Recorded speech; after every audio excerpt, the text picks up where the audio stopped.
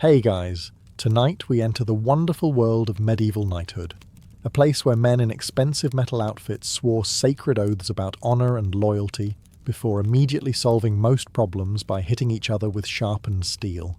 So before we ride directly into tonight's collection of strange knightly laws, ceremonial humiliation rituals, and deeply unnecessary acts of medieval masculinity, take a moment to like the video and subscribe. But only if you genuinely enjoy these calm little journeys through humanity's long history of terrible ideas. Now, dim the lights, maybe turn on a fan for that soft background hum, and let's ease into tonight's journey together. You can barely see anything through the narrow slit of your helmet. Your armor weighs roughly the same as a disappointed donkey. Sweat runs down your back. Mud clings to your boots like it personally hates you. Somewhere nearby, a horse is screaming loud enough to suggest it has just realized what medieval warfare actually involves. And through all the smoke, dust, flying arrows, and collective human regret, one thing matters above everything else. Your lord's banner, a brightly colored piece of fabric attached to a long pole. Yes, your entire survival strategy depends on aggressively following a flag. Welcome to the Middle Ages. As a medieval knight, you are forbidden to abandon your banner during battle. That banner is your unit marker, your commander's location, your source of orders, and occasionally the only proof that your side has not completely collapsed into armoured chaos. Because medieval battles were disasters. Not cinematic disasters, actual disasters. Movies love showing clean formations and dramatic speeches. Real medieval combat involved thousands of exhausted men slipping in mud while trying to identify each other through tiny eye holes. Horses crashed into people. Spears snapped constantly. Someone was always yelling contradictory orders. And after about 10 minutes, everyone smelled terrible. Without the banner, you could easily become separated from your lord, which was dangerous, because knights fought as part of personal feudal retinues. Loyalty to your lord was everything. If his banner moved forward, you moved forward. If he stopped, you stopped. If he charged directly into a horrifying wall of enemy infantry, you politely followed him into the exact same terrible decision. Honor demanded it, and medieval honor had the emotional flexibility of a brick.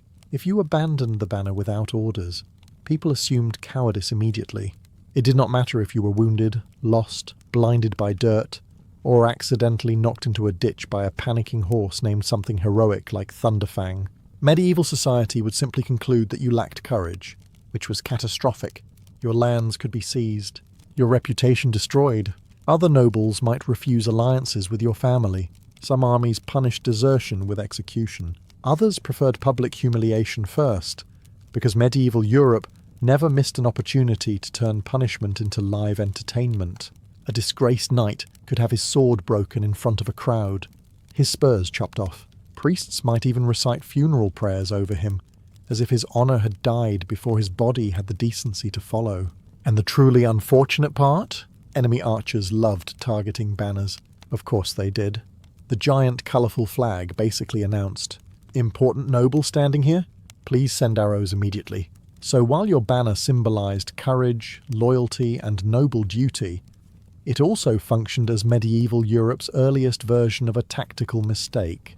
You are sitting inside a crowded stone hall lit by hundreds of candles and at least 3 active fire hazards. The feast has already lasted several hours. Long wooden tables groan beneath roasted boar, thick bread, fish pies, cheese, ale, wine, and mysterious medieval sauces that probably contain ingredients best left unidentified for the survival of modern science. A lute player struggles bravely in the corner, while drunk nobles scream over him about land disputes and whose grandfather killed whose uncle during a border conflict 30 years ago. So naturally tensions are high, and under absolutely no circumstances are you allowed to stab anyone.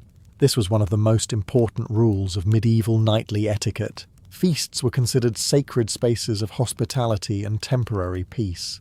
When a lord invited guests into his hall, everyone present was expected to behave with restraint and respect, at least publicly. Privately, medieval nobles were some of the pettiest human beings to ever wear fur-lined clothing. Insults happened constantly.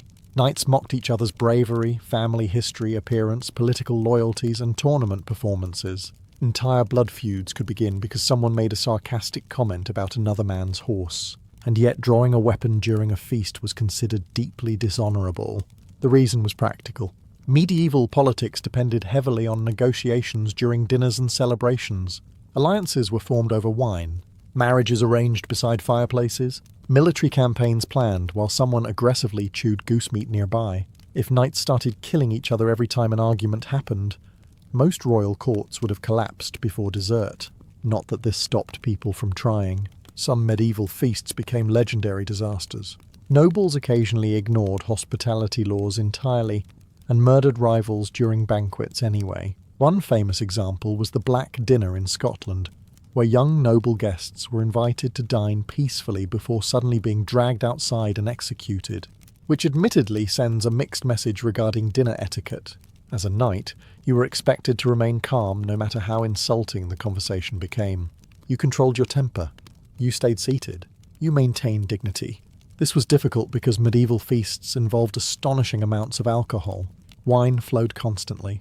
Ale was safer than water in many places. By midnight, half the hall was shouting songs. Another quarter was unconscious under benches, and one ambitious noble was probably trying to arm wrestle a bishop. Still, if you attacked another knight at the table, punishment could be severe. Imprisonment, disgrace, fines, or even execution depending on the victim's status. Because medieval Europe could forgive murder surprisingly often. But ruining dinner? That was unacceptable. You're riding along a narrow forest road somewhere in medieval France, wearing heavy armour under the summer sun, and reconsidering every decision that led you here.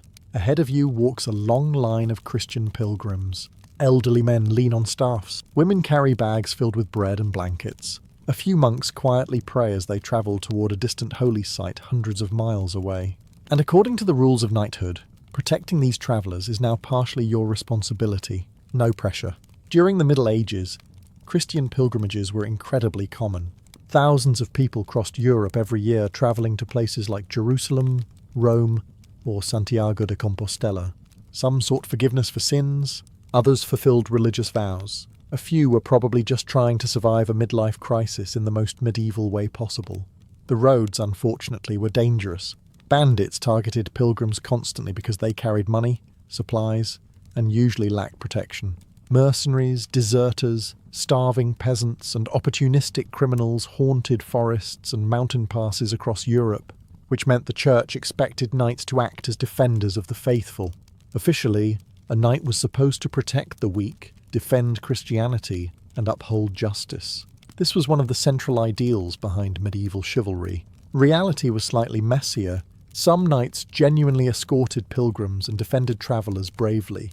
Others saw unarmed religious tourists as convenient walking wallets. Medieval morality could shift very quickly, depending on how expensive someone's horse looked. Still, publicly refusing to help pilgrims was dangerous for your reputation. The church held enormous power during the Middle Ages. Priests could shame nobles publicly. Bishops could pressure kings, and being labelled dishonourable or sinful could damage your standing throughout the region. No medieval knight wanted rumours spreading that he abandoned defenceless Christians on the road, especially because medieval gossip travelled faster than actual information somehow. Many knightly orders even formed specifically to protect pilgrims. The most famous were the Knights Templar, warrior monks who guarded Christian travellers in the Holy Land, which sounds noble and heroic until you remember they eventually became so rich and powerful that kings started panicking whenever they entered a room. Classic medieval problem. As you ride beside the pilgrims, your armour creaks with every movement. The road smells of dust, sweat, and horses. Somewhere in the trees, movement catches your attention briefly before disappearing again. Maybe it is nothing, or maybe it is 20 bandits preparing to attack. Either way, the pilgrims behind you expect protection. And medieval knighthood has just handed you another wonderful responsibility. Dying for strangers you met approximately 40 minutes ago. You sit atop a massive war horse while an entire crowd watches you try not to embarrass yourself publicly. Trumpets echo across the tournament grounds. Colourful banners flap in the wind. Nobles fill the wooden stands eating roasted meat while pretending this event is a refined display of honour rather than an extremely expensive group concussion. Across the field stands another knight holding a lance the size of a small tree. And according to medieval tournament rules, both of you are expected to behave like civilized gentlemen while attempting to launch each other off horses at terrifying speeds. Naturally, tournaments were one of the most important parts of knightly culture. They allowed warriors to train for combat, win fame, attract wealthy patrons, and occasionally impress noblewomen by surviving repeated blunt force trauma. But strict rules governed these events, at least in theory. A knight was forbidden from using sharpened weapons during many tournaments. Certain strikes were banned entirely. Attacking an unhorsed opponent could bring punishment or disgrace. Some tournaments even prohibited hitting below the waist, which medieval men apparently considered unfair despite everything else happening. Breaking these rules could ruin your reputation instantly, because tournaments were not just entertainment. They were public performances of discipline and honour. Nobles, kings, merchants, and foreign ambassadors all watched carefully. If you acted recklessly or dishonourably, word spread quickly across noble courts. And medieval noble courts absolutely loved gossip. Especially expensive gossip involving armour. Many knights ignored the rules anyway. Tournament violence became so extreme during certain periods that kings occasionally banned events altogether. Participants died regularly from crushed skulls, broken necks, trampling horses, or weapons that accidentally became sharper than regulations allowed. It turns out placing aggressive armoured nobles into competitive environments while thousands cheer for violence can create organisational challenges. One popular tournament event was the joust, where two mounted knights charged directly at each other with lances. The goal was to shatter the lance against your opponent's shield, or knock him off the horse. Which sounds honourable, until you realise medieval lances could explode into giant wooden splinters, travelling directly toward your face. Helmets helped slightly, sometimes, and tournaments outside the joust could become complete chaos. Large mock battles called melees involved groups of knights fighting across open fields for hours. Men were captured for ransom, beaten unconscious, or dragged through mud while wealthy spectators applauded politely nearby. A wonderful family activity. Still, tournaments offered enormous rewards. Victorious knights gained money, fame, political influence, and admiration. Losing honourably was acceptable. Losing dishonourably was not. Because in medieval Europe, getting flattened by a horse was survivable. Looking foolish in front of rich people was forever. You are standing in the middle of a cold castle courtyard, while 24 nobles stare at you expectantly. This is unfortunate. A knight from another household has just accused you of lying during a land dispute. Harsh words were exchanged. Someone insulted someone's honour. Someone else mentioned cowardice. And now the situation has reached medieval Europe's favourite solution to literally everything: violence with witnesses. As a knight, refusing a duel could permanently destroy your reputation. Honour was the foundation of noble society. Your reputation determined alliances, marriages, friendships, military command, and political influence. If other nobles believed you lacked courage, your social standing collapsed immediately, which meant you were expected to defend your name no matter how dangerous the challenge became, even if the duel was obviously stupid. Especially if it was obviously stupid. The medieval mind viewed personal bravery as proof of moral worth. Courage showed discipline, loyalty, and noble character. Fear suggested weakness. And weakness, in feudal society, spread through gossip faster than plague rats through a grain warehouse. If you refused combat publicly, other knights might mock you for years. Lords could stop trusting you in battle. Noble families might reject marriage alliances with your relatives. Nothing says romantic medieval future quite like, "Sorry, my father says your family contains cowards." Dueling rules varied across Europe. Some disputes were settled with swords, others with lances or maces. Judicial duels were especially terrifying because people genuinely believed God would grant victory to the righteous side, which must have been awkward whenever the clearly terrible person won. Before the duel, priests sometimes supervised ceremonies. Oaths were sworn, weapons inspected. Crowds gathered eagerly because medieval society treated public combat the same way modern people treat streaming services. Entertainment had fewer subscription fees back then. Of course, duels were incredibly dangerous. Even experienced knights could die from infected wounds, shattered bones, or blows to the head. Armour reduced risk, but it did not turn you immortal. Medieval medicine still believed applying questionable substances to open wounds was acceptable science. Many duels ended with one fighter yielding before death, but surrender itself carried humiliation. A defeated knight might owe ransom money, public apologies, land concessions, or political favours, and the audience remembered everything. That was perhaps the worst part of medieval noble life. Nothing stayed private. Every embarrassment became a story repeated endlessly inside castle halls over wine and roasted meat. Years later, people might still whisper about the day you lost a duel in front of half the kingdom. Because medieval Europe could forgive violence surprisingly easily. But embarrassment? Never. You are standing beside a muddy battlefield road, while an exhausted rider approaches carrying another lord's colours. His horse is barely functioning. Foam hangs from its mouth.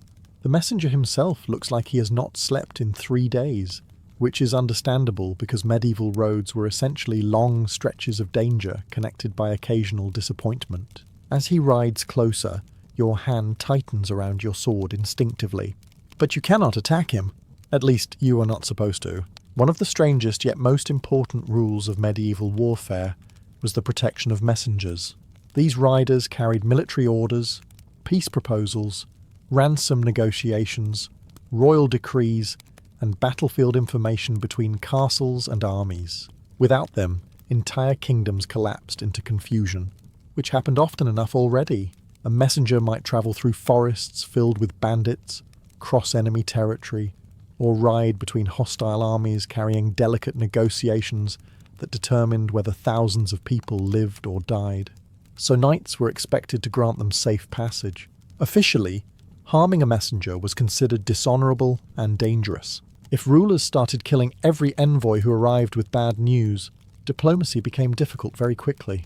Wars would drag on endlessly because nobody could safely negotiate surrender terms, prisoner exchanges or ceasefires, and medieval wars already lasted long enough to make everyone involved miserable.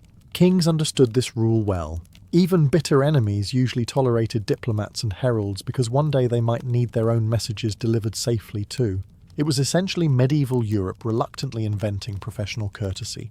Of course, reality remained complicated. Some messengers were arrested, others disappeared mysteriously. A few ended up floating in rivers after delivering particularly unwelcome information. Medieval rulers occasionally reacted to bad news with the emotional maturity of overturned furniture. Still, openly attacking an envoy damaged reputations badly. A knight who killed a messenger could be labelled dishonourable across noble courts. Lords might stop trusting him. Alliances could weaken. Religious authorities sometimes condemned attacks on diplomatic envoys as sinful violations of sacred custom. And reputation mattered constantly. That is the exhausting part of medieval knighthood. You are not simply fighting enemies. You are performing honour every hour of your life in front of a judgmental audience wearing fur cloaks. Even during war, ceremony mattered. Messengers often announced themselves formally before entering castles. Heraldic symbols identified their loyalties. Some carried written seals, proving authenticity, because apparently medieval Europe already understood the dangers of suspicious documents arriving from strangers. As the rider finally stops before you, exhausted and covered in road dust, he reaches into his satchel carefully. Everyone nearby watches nervously, because the letter he carries might announce peace, or surrender, or another battle, which means this tired man on a dying horse may currently be the most powerful person in the kingdom. The castle chapel smells of candle wax, wet stone, and exhausted fear. Outside, blacksmiths hammer armour late into the night, while horses stomp nervously in the courtyard below. Men sharpen swords by torchlight.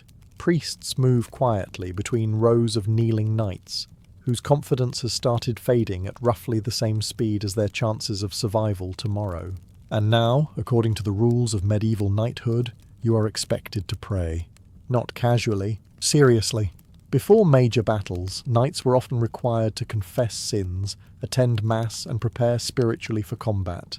Some spent entire nights in vigil beside their weapons, kneeling silently in churches while candles flickered across polished steel, which sounds noble and dramatic until you imagine trying to stay spiritually focused while your knees slowly disintegrate on cold stone floors. The medieval world viewed warfare through religion constantly. Battles were not simply political struggles or territorial disputes. Many people believed God actively judged the outcome of wars. Victory meant divine favour. Defeat meant someone, somewhere, had probably offended heaven recently. This placed enormous pressure on knights to appear morally worthy before combat. Confession became especially important because nobody wanted to die in battle carrying unresolved sins into the afterlife. And medieval Christianity had a very long list of sins: violence, greed, lust, drunkenness, pride, blasphemy. Unfortunately, medieval knighthood also encouraged most of those professionally. So before battle, long lines of armoured nobles waited to confess things to exhausted priests who were likely hearing the exact same crimes repeatedly. Some knights fasted before battle. Others donated money to churches hoping to improve divine support for the upcoming massacre. Relics of saints were carried into combat like holy good luck charms. Entire armies marched beneath religious banners believing heaven itself supported them. This confidence occasionally lasted right up until arrows arrived. The church heavily promoted the image of knights as holy defenders of Christianity. During the Crusades especially, warriors were promised spiritual rewards for fighting enemies of the faith, a remarkably effective recruiting strategy. Still, beneath all the ceremony, most knights understood the reality of battle. Prayer was not only religious devotion, it was preparation for death. Tomorrow you might lose friends, you might lose limbs, you might disappear beneath charging horses in a muddy field, while some distant noble later describes the event as a glorious victory. History tends to simplify things for convenience. As candles flicker around the chapel, you lower your head again while armoured men whisper prayers beside you in the darkness. Outside, the storm winds grow louder, and somewhere beyond the hills, another army is praying for the exact opposite outcome. Your stomach feels like it is attempting to escape your body. Across the muddy field ahead stands an enemy army covered in steel, banners, and deeply personal hostility. Archers adjust arrows calmly. Horses snort clouds into the cold morning air. Somewhere nearby, a young squire is trying very hard not to vomit directly onto an important nobleman's boots. And according to medieval knightly rules, you must appear completely fearless. This was not optional. A knight could feel terror privately, of course. Medieval people were still human despite their alarming commitment to public suffering, but visibly showing fear before battle was considered deeply shameful. Because fear spreads. If one knight panicked, others might lose confidence. If enough men broke formation, entire armies could collapse into chaos within minutes. Medieval battles often depended less on casualties and more on morale. Once soldiers believed defeat had begun, survival instincts took over immediately, and survival instincts tend to care very little about honour. So knights trained themselves to appear calm even during horrifying situations. You stood tall beside your horse. You adjusted your armour slowly and deliberately. You spoke confidently. You pretended the approaching wall of sharpened spears looked completely manageable. Inside your helmet, meanwhile, your brain was likely screaming, "We are absolutely going to die today." But outwardly, dignity mattered. Medieval noble culture revolved around reputation constantly. Courage was admired above nearly everything else. Songs celebrated brave knights for generations. Cowards became jokes repeated across castle halls for decades. No one wanted to become that knight who screamed and ran into a swamp during the battle of somewhere important. Unfortunately, battle itself gave you many opportunities to panic. War horses crashed into infantry lines with horrifying force. Arrows darkened the sky. Men disappeared beneath trampling feet. Armour protected you somewhat, but not enough to inspire comfort. A mace to the helmet could still turn your afternoon into a medical emergency very quickly, and medieval medicine was less healthcare system and more creative optimism with herbs. Still, knights were expected to master fear publicly. Some joked before battle, others prayed constantly. Veterans often appeared strangely calm, which came less from bravery and more from exhaustion after surviving enough campaigns to emotionally detach from reality altogether. A surprisingly modern coping mechanism. As trumpets sound across the field, the cavalry beside you lowers their lances in near-perfect formation. Sunlight glints across polished helmets. Banners snap violently in the wind. It looks magnificent from a distance, which is helpful, because from up close it mostly looks like several hundred terrified men trying extremely hard not to admit they are terrified. And somehow, according to medieval society, that counted as courage. You wake before sunrise inside a freezing castle chamber because your armour has started rusting again. This is your life now. As a medieval knight, your armour is not merely equipment. It is your status, your livelihood, your protection. and the single most expensive object you will probably ever own, besides perhaps a horse equally committed to ruining your finances. And according to knightly expectations, it must remain in perfect condition at all times. No dents if possible, no visible rust, no neglected straps, no loose fittings, because nothing destroyed noble credibility faster than looking unprepared. Armour in the Middle Ages was astonishingly expensive. A full suit of plate armour could cost the equivalent of several farms or years of income for ordinary people. Even chainmail alone required thousands upon thousands of interlocked metal rings painstakingly crafted by hand. Meanwhile, peasants nearby were struggling to afford bread. Feudalism had a certain imbalance to it. Maintaining armour became a daily obsession. Metal rusted constantly from rain, sweat, mud and blood. Leather straps cracked. Buckles loosened. Padding underneath absorbed enough moisture to qualify as its own ecosystem. After campaigns, squires spent endless hours cleaning every piece carefully, while knights inspected the results with terrifying levels of disappointment. A neglected suit of armour reflected badly on your discipline and honour. Other nobles judged appearances constantly. Rust suggested laziness. Damaged equipment suggested incompetence.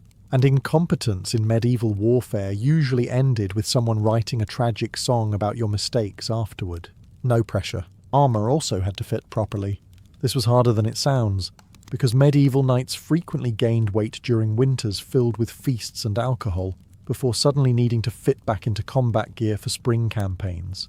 Imagine discovering your life or death protective shell no longer closes because you spent 3 months enthusiastically consuming roasted boar beside fireplaces. Many knights likely experienced this exact humiliation. Even dressing in armour required assistance. A full harness involved layers of clothing, padding, mail, straps, buckles and steel plates carefully secured in the correct order. Without squires helping you, preparation took enormous amounts of time, and after all that effort, you still overheated immediately. Popular imagination often treats armour like an invincible metal shell, but real knights sweated constantly inside it. Summer campaigns were brutal. Long marches became torture. Helmets trapped heat beautifully, while also limiting vision and airflow. Essentially, medieval engineers succeeded in creating wearable ovens with swords. Still, your armour mattered enormously. Because when battle finally arrived, and arrows began falling from the sky, every polished plate and tightened strap suddenly became the difference between surviving gloriously or becoming an expensive cautionary tale lying face down in the mud. The battle is still raging around you. Men scream in the distance. Horses crash through broken formations. Somewhere beyond the smoke, your lord's banner still waves above the chaos. Technically, according to every military rule of the Middle Ages, you are supposed to remain focused on fighting. Unfortunately, directly ahead of you sits an abandoned enemy wagon overflowing with silver cups. And suddenly, discipline becomes extremely difficult. One of the strictest rules in medieval warfare was that knights were forbidden from looting too early during battle. Soldiers were expected to maintain formation until victory had been officially secured. This rule existed because medieval armies had an astonishing tendency to completely lose self-control the moment treasure appeared. And honestly, from a financial perspective, it made sense. Knighthood was expensive. Armour cost fortunes. Horses cost fortunes. Weapons cost fortunes. Existing as a medieval noble apparently required setting money on fire continuously while pretending this was normal. So warfare often doubled as business. Victorious knights expected rewards. Enemy camps contained gold, wine, jewellery, weapons, food, expensive fabrics, and prisoners worth ransom money. Capturing a wealthy noble alive could make you richer overnight, which meant temptation during battle was everywhere. The problem came when soldiers started looting before the enemy had fully collapsed. This happened constantly. Knights would spot abandoned supplies or fleeing wagons, and immediately break formation to grab valuables. Discipline vanished. Units scattered across battlefields, chasing treasure like heavily armed raccoons. Meanwhile, the enemy army, not actually defeated yet, suddenly regrouped and counterattacked. Several medieval battles turned into disasters this exact way. Nothing destroys military momentum faster than your cavalry abandoning combat to argue over silver plates, while enemy reinforcements arrive behind them. Commanders hated this behaviour. Some lords threatened harsh punishments for unauthorised looting. Others promised rewards only after battle ended. A few attempted strict systems dividing spoils fairly afterward, though medieval nobles were not historically famous for calm, resource-sharing discussions, especially while carrying swords. Looting itself could also become horrifyingly violent. Once armies collapsed completely, discipline disappeared almost everywhere. Soldiers stripped bodies, robbed civilians, burned villages, and fought each other over valuables. Sieges were especially brutal because victorious armies often viewed captured cities as giant reward boxes filled with property they believed they had earned. Human civilization has always struggled tremendously with the phrase, "act responsibly after victory." As the fighting continues around you, another knight suddenly gallops past carrying stolen tapestries, draped across his horse like some kind of armoured interior decorator. Ahead, enemy soldiers begin regrouping again, which means the battle is not over yet. And thanks to your fellow knights getting distracted by shiny objects, there is now a very real chance everyone here is about to die stupidly. You kneel in a cold stone hall while your lord stands above you holding a sword across your shoulders. Torches flicker against the castle walls. Noble witnesses watch silently nearby. Somewhere in the background, a priest mutters prayers while trying not to think too hard about how many people in this room will eventually attempt to kill each other over inheritance disputes. You swear loyalty anyway, because as a medieval knight, obedience to your lord is not a suggestion. It is your entire existence. The feudal system depended on oaths. Kings granted land to powerful nobles. Nobles granted land to knights. In return, knights promised military service, loyalty and support during war. Simple in theory, catastrophically complicated in practice. Once you swore fealty, your lord expected complete obedience. If he summoned you to war, you went. If he demanded taxes, you paid them. If he ordered you to defend a castle in the middle of nowhere during winter, while everyone slowly froze together in collective misery, congratulations. That was now your problem too. Refusing your lord openly could destroy everything. Disobedient knights risked losing lands, titles, wealth and political protection. In extreme cases, rebellion was treated as treason punishable by imprisonment or execution. And medieval executions always carried an unsettling amount of ceremony. The difficulty came from the fact that medieval politics resembled an enormous collapsing spiderweb, made entirely from marriage alliances and personal grudges. A knight might owe loyalty to multiple nobles at once. Perhaps your local lord served a duke, who served a king, who was currently fighting another king married to your cousin's sister, through an arrangement nobody fully understood anymore. Suddenly every war became a family argument involving siege towers. This created impossible situations constantly. If two lords you served declared war on each other, which oath mattered more? Medieval Europe never developed a satisfying answer to this question besides, hopefully not your problem. Spoiler, it became your problem frequently.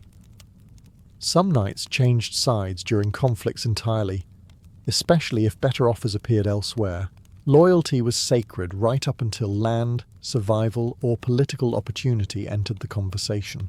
Then morality became remarkably flexible. Still publicly honor demanded obedience. A knight who abandoned his lord during battle became infamous instantly. Songs mocked traitors. Chroniclers recorded betrayals for generations.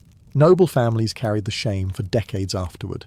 As always, medieval society treated reputation like oxygen, and your lord held enormous power over your daily life anyway. He controlled your lands, legal protections, income and military obligations. If he disliked you enough, your future became very unpleasant very quickly. So you obeyed, even when the orders were reckless, even when the war made no sense, even when your lord was clearly an arrogant idiot riding confidently toward disaster, while insisting everything remained under control, which historically speaking happened quite often. You are standing inside a crowded medieval court surrounded by nobles dressed in velvet, fur, silk, and enough jewelry to bankrupt several villages simultaneously. Musicians play softly in the background, while servants carry trays of wine through the hall.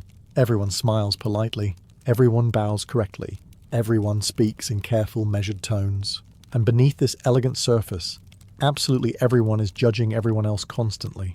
Welcome to court life. As a medieval knight, one of the most dangerous mistakes you could make was publicly insulting a noble woman. Not because medieval society suddenly became progressive overnight. Far from it. Noble women still lived under enormous restrictions and were expected to navigate a deeply male-dominated world carefully. But aristocratic women represented family honour, political alliances, inheritance claims and social reputation. Insulting one woman often meant insulting an entire noble house, and medieval noble houses reacted to disrespect with alarming enthusiasm. A careless joke, rude comment, or public humiliation could trigger feuds, duels, political retaliation, or complete social exile from court circles. Knights were expected to show courtesy toward noble women at all times, especially in public settings. This expectation became central to the idea of chivalry. Officially, knights defended women, protected the weak, and behaved with refined dignity.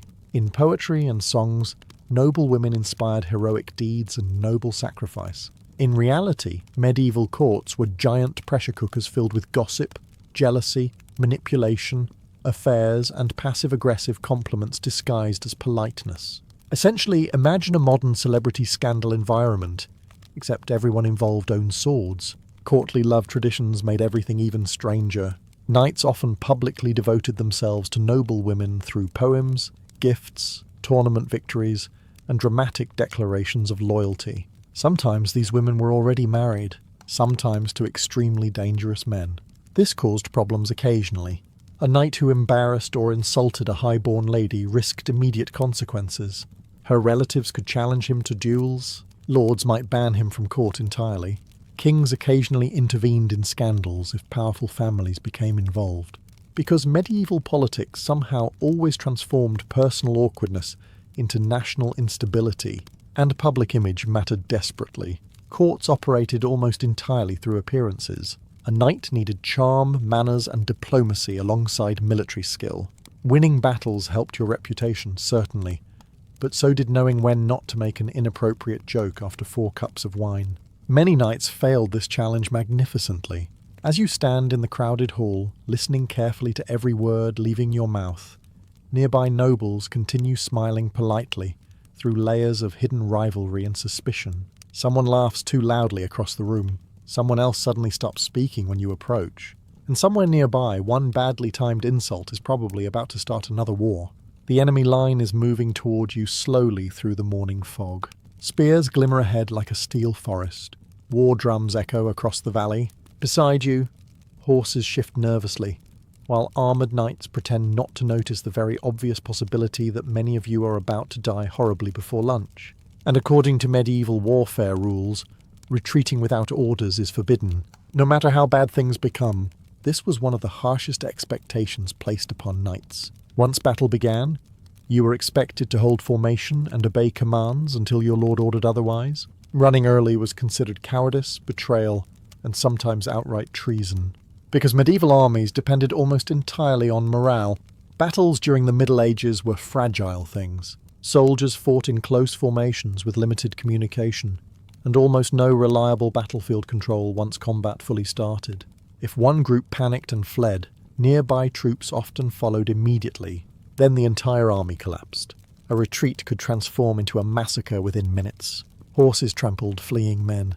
Enemy cavalry chased down scattered soldiers. Archers targeted exposed backs. What began as organised warfare usually ended as exhausted people sprinting desperately through mud while trying not to become historical examples. Which explains why commanders hated unauthorised retreats so much. Knights were expected to stand firm, even when situations became obviously catastrophic. If your banner remained standing, you stayed. If your lord kept fighting, you fought too. Even if common sense had quietly left the battlefield hours earlier, some medieval battles became horrifying slaughters precisely because nobles refused to retreat in time. Honour demanded resistance, pride demanded courage, and medieval aristocrats often preferred glorious disaster over practical survival. History is full of men confidently making terrible decisions while wearing decorative feathers. If a knight fled too early, punishment could be brutal. Lands might be confiscated. Titles removed. Public humiliation ceremonies sometimes followed, ensuring everyone across the region learned exactly who had failed in battle, and medieval people never forgot humiliation. Chroniclers recorded cowardice carefully. Songs mocked disgraced nobles for generations afterward. Entire family reputations could suffer because one terrified ancestor decided he valued breathing slightly more than social expectations. Honestly understandable. The cruelest part is that fear itself was completely rational. Battlefields were nightmares. Men screamed beneath horses. Arrows punched through armor gaps. Mud mixed with blood until the ground itself became dangerous. Once formations broke apart, survival depended partly on skill and mostly on chaos.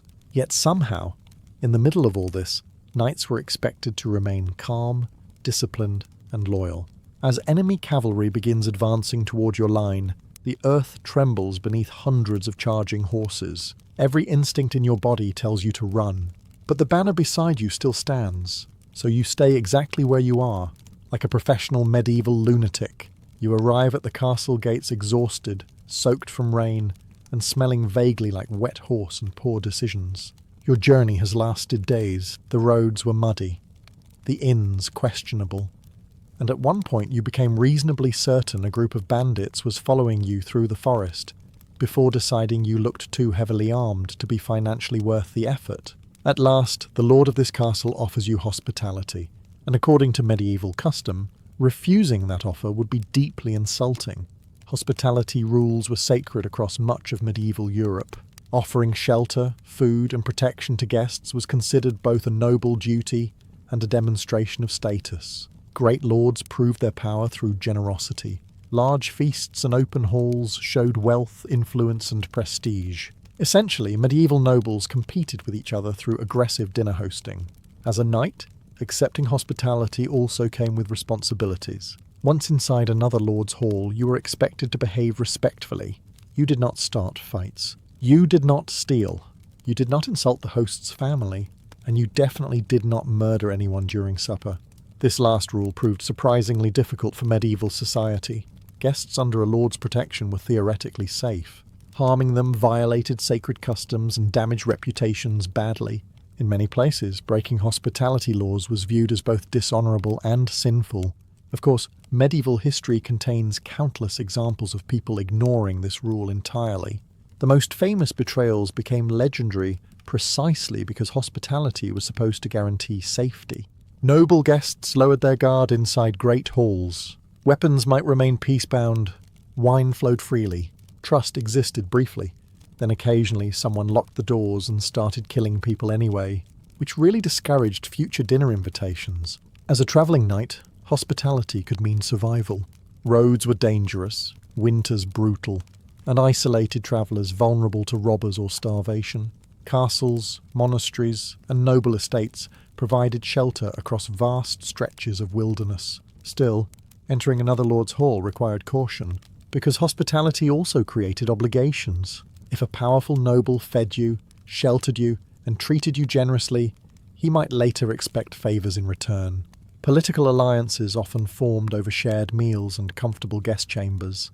Medieval diplomacy happened constantly around fireplaces, while everyone pretended conversations were casual.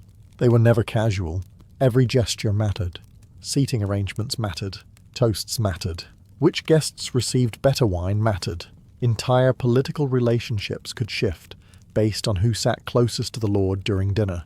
As servants finally place warm food before you inside the crowded hall, musicians begin playing softly nearby while nobles exchange polite smiles across candlelight. It all feels civilized. Which, in medieval Europe, usually meant something terrible was only a few bad conversations away. You stand beneath a grey medieval sky wearing armour heavy enough to slowly compress your spine, while cold rain drips from the edge of your helmet. Around you, knights tighten saddle straps and murmur final prayers. Horses stamp nervously in the mud. Somewhere in the distance, church bells echo across the hills as another battle prepares to begin. And despite every survival instinct screaming inside your brain, you already know the rule that matters most. Your honour comes before your life. This belief sat at the centre of medieval knighthood. Honour shaped everything. Your reputation determined whether other nobles trusted you, whether kings rewarded you, whether powerful families arranged marriages with your bloodline, and whether songs remembered your name proudly or mockingly after death. A knight without honour was socially ruined, and medieval society treated social ruin almost like a physical disease. This created an entire culture where appearance often mattered more than logic. Knights charged into impossible battles rather than appear cowardly. Nobles defended pointless grudges for decades because backing down looked weak. Men accepted duels they clearly should have avoided simply because public humiliation terrified them more than actual death, which is honestly one of the least efficient systems humanity has ever invented. Honor affected every part of your daily life. You had to speak carefully, fight bravely, dress properly, show loyalty publicly, remain calm under pressure, defend your family name constantly. Even small failures could stain reputations for years, and medieval people remembered everything. If your grandfather fled a battle 30 years earlier, someone at court would still mention it after enough wine, probably repeatedly. This obsession with honor also explains why medieval warfare became so reckless at times. Knights sought glory through visible courage. Charging first into danger earned admiration. Dying heroically could immortalize your reputation forever. Surviving sensibly while looking frightened accomplished very little socially. Poets did not write epic songs about cautious decision-making. The Church attempted to shape knightly honor into moral behavior through chivalry, emphasizing protection of the weak, loyalty, and Christian virtue. Sometimes this worked beautifully.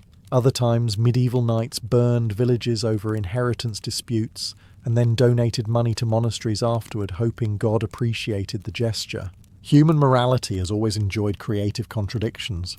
As rain continues falling around the battlefield, your horse shifts beneath you, while enemy banners appear faintly through the mist ahead. You are afraid. Of course you are.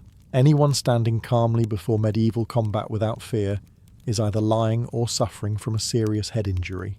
But no one around you can see that fear, because your armor hides your trembling hands.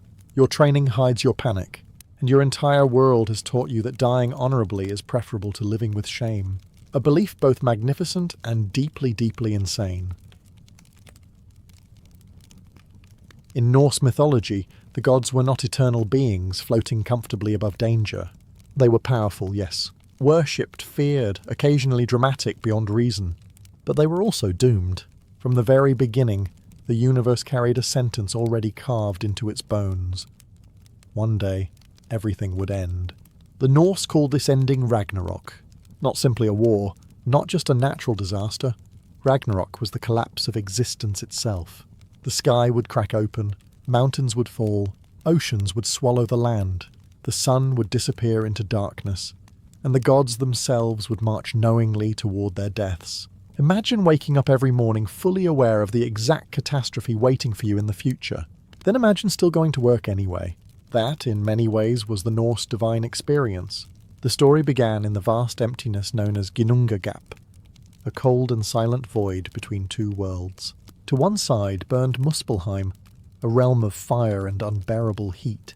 To the other stretched Niflheim, a land of ice, mist and rivers so cold they seemed almost lifeless. When fire and frost met within the void, they created the first living being, a giant named Ymir.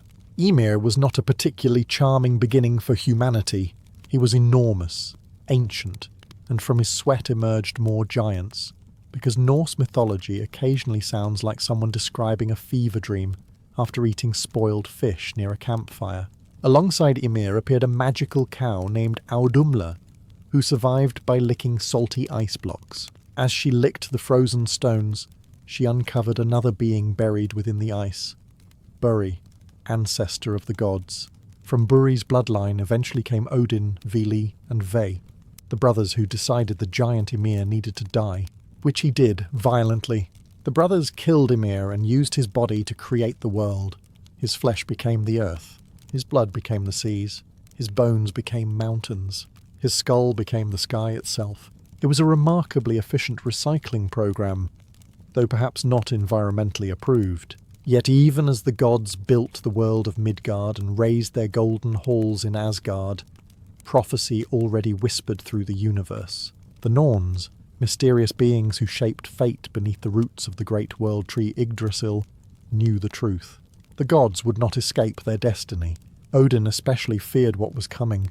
He spent centuries searching for knowledge about Ragnarok, sacrificing an eye for wisdom and hanging himself upon Yggdrasil to uncover hidden secrets. because nothing says stable leadership quite like a king repeatedly mutilating himself in pursuit of apocalypse research. And the worst part was this. Every prophecy agreed.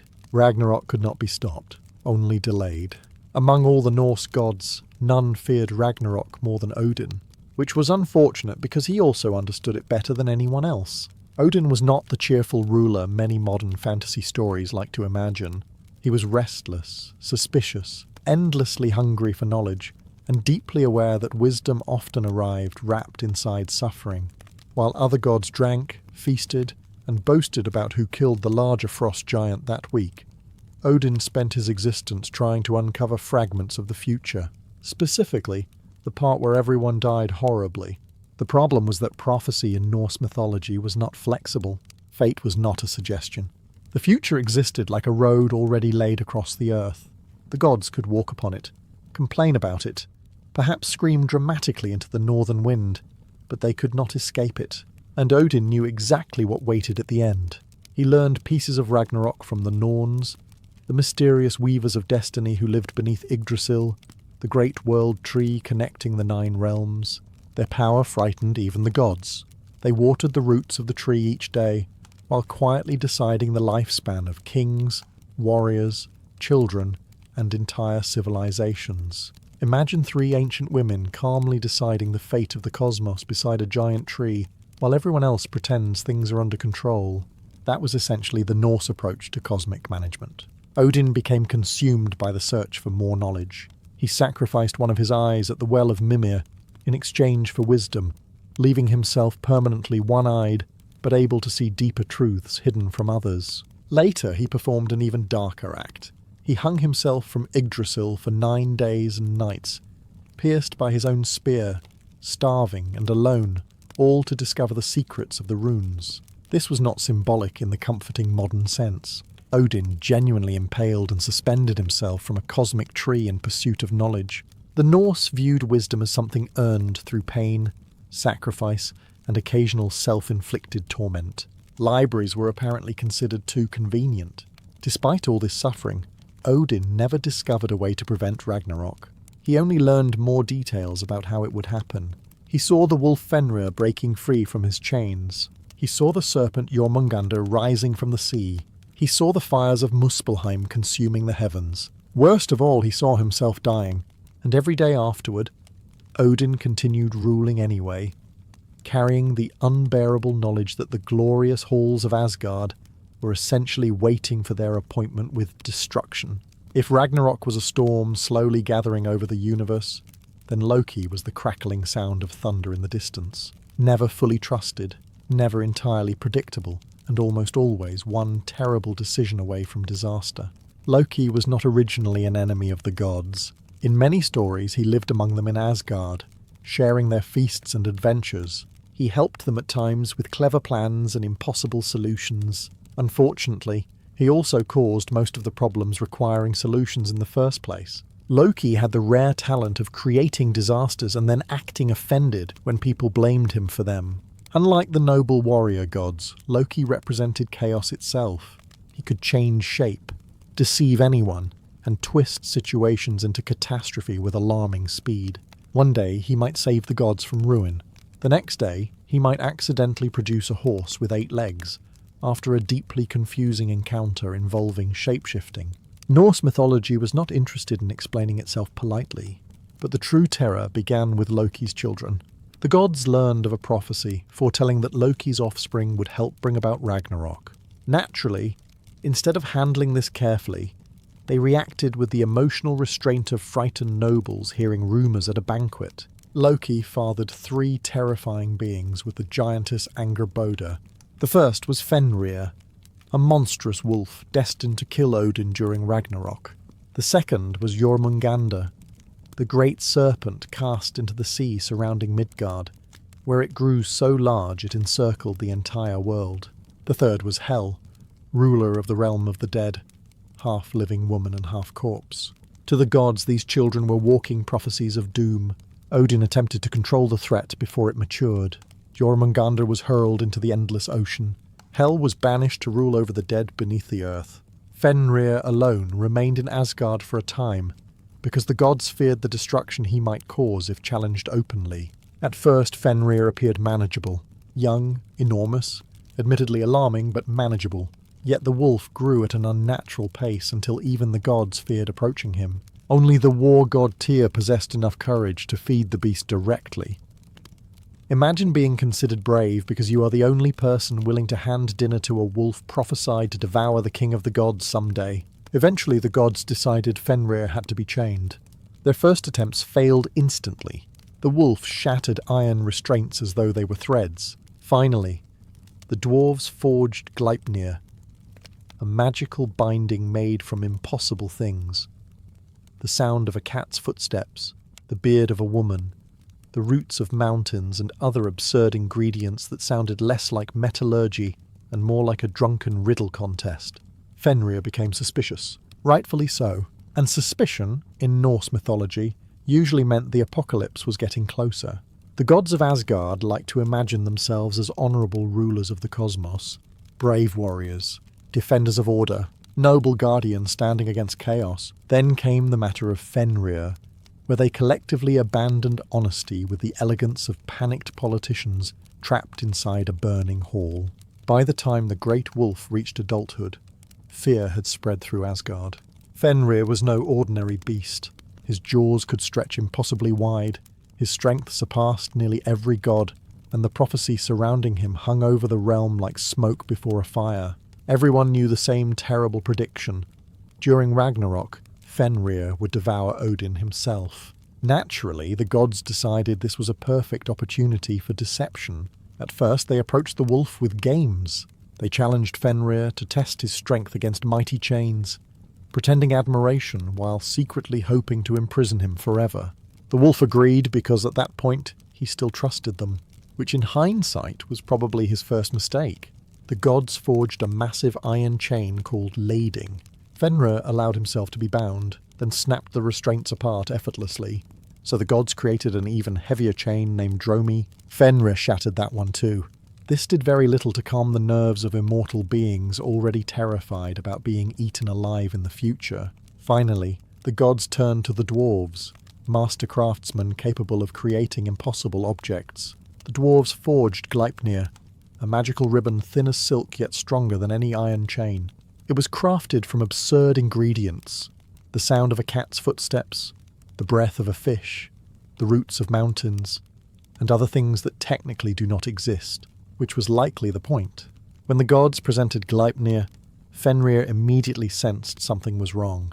The ribbon looked harmless, almost delicate, and the wolf accused the gods of trickery. Smart wolf! Fenrir agreed to wear the binding only if one of the gods placed a hand inside his mouth as a sign of good faith. Suddenly the hall grew very quiet.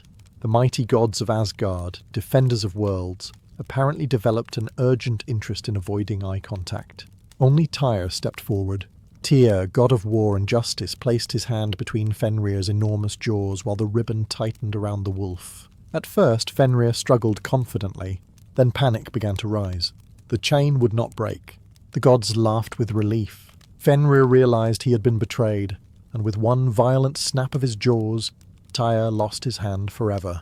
From that moment onward, hatred consumed the wolf. Bound beneath the earth, Fenrir waited through the centuries for Ragnarok, growing stronger, angrier, and more certain that when the final battle arrived, the gods would finally pay for their fear. Before Ragnarok truly began, the world would first endure a nightmare called Fimbulwinter, a winter so brutal, so endless, that even the gods viewed it as the final warning before civilization collapsed completely. Not one winter. Three endless years without summer. No harvests, no warmth, no relief. Just snow, darkness, starvation, and humanity slowly tearing itself apart while the skies remain silent overhead. Which, admittedly, already sounds unpleasant after about the first week. According to Norse prophecy, Fimbulwinter would arrive without warning. The sun would lose its strength. Bitter winds would sweep across Midgard, freezing rivers, forests, and fields beneath endless ice. Snowstorms would bury entire settlements. Crops would fail completely, and hunger would spread faster than war. Then came the truly terrifying part. People would stop caring about each other. The Norse believed Ragnarok would not begin with monsters rising from the sea or fiery giants marching across the sky. It would begin with human society collapsing under fear and desperation. Brothers would kill brothers, families would turn against one another, kings would betray their own people for survival. Every oath, every law, every fragile thread holding civilization together would snap. For the Vikings, this was one of the darkest horrors imaginable. Norse culture depended heavily on loyalty, kinship, and sworn honour. To live in a world where trust disappeared entirely was almost worse than death itself. A Viking could accept dying in battle. What terrified him was living long enough to watch neighbours become enemies over scraps of frozen food. The wolves, Skoll and Hati, would also finally catch the sun and moon after eternally chasing them across the heavens. Darkness would swallow the sky, leaving the world trapped beneath cold shadows. No stars, no warmth, just endless night, and the sound of people desperately trying to survive. Meanwhile, beneath the earth and sea, the enemies of the gods prepared themselves. Fenrir strained against his magical bonds, growing more violent with every passing year. Jormungandr stirred within the oceans surrounding Midgard, thrashing beneath the waves so violently that storms battered the shores of the world. In Helheim, the dead gathered silently beneath the rule of Hel, waiting for the moment they would march again. And above it all sat Odin, watching the signs unfold one by one exactly as prophecy had promised. That was the cruelest part of Ragnarok. Nothing arrived unexpectedly. The gods recognized every warning, every storm, every death, every frozen season. They understood perfectly what was happening and still could do nothing to stop it. Imagine ruling the universe while slowly watching a checklist of apocalypse predictions become accurate in real time. Even Odin, wisest among the gods, could only prepare for the inevitable, because Fimbulwinter was not the end itself. It was merely the sound of the universe inhaling before the final scream. After the long horror of Fimbulwinter, the world finally began to crack apart. Not metaphorically, literally. Mountains split open, the earth trembled beneath violent earthquakes, forests collapsed into ravines, and the seas crashed against the shores with unnatural fury. Across the 9 realms, ancient prisons forged by the gods started to fail one by one. Ragnarok had moved beyond prophecy now. The end had physically arrived, and the first thing the universe did was release its monsters. Deep beneath the earth, Fenrir finally broke free from Gleipnir. The magical ribbon that once held him snapped apart after centuries of strain. The wolf emerged enormous beyond imagination, his body stretching across the land while flames burned from his eyes and nostrils. Some legends claimed his jaws opened so wide that the upper half touched the sky, while the lower scraped against the earth, which, admittedly, would make conversation difficult. Fenrir raced across the world, devouring everything in his path. Entire armies vanished beneath his jaws. Villages disappeared into fire and blood. The gods had spent ages trying to prevent this exact moment, and now the beast they had betrayed was loose at the precise worst possible time. Meanwhile, the oceans erupted violently as Jormungandr rose from the sea. The great serpent uncoiled itself from around Midgard, sending tidal waves crashing onto the shores of the world. Poison poured from its mouth into the sky and oceans, spreading death across the land. The creature was so vast that when it moved, storms formed around its body like living shadows. At the same time, chaos spread from Helheim itself. The dead began marching from the underworld under the command of Hel. Warriors, kings, criminals, forgotten souls. Endless ranks of the dead moving silently toward the final battle. Their ship, Naglfar, sailed from the underworld, carrying the armies of death across black waters. And then came Loki. After centuries bound beneath the earth as punishment for his crimes against the gods, Loki escaped his prison during the earthquakes. The trickster who once laughed beside the gods now marched openly against them, leading giants and monsters toward Asgard itself. The bond between Loki and the gods had rotted into hatred long ago, and now the universe prepared to settle the debt in blood. From Muspelheim came the fire giants led by Surtur, ancient destroyer of worlds.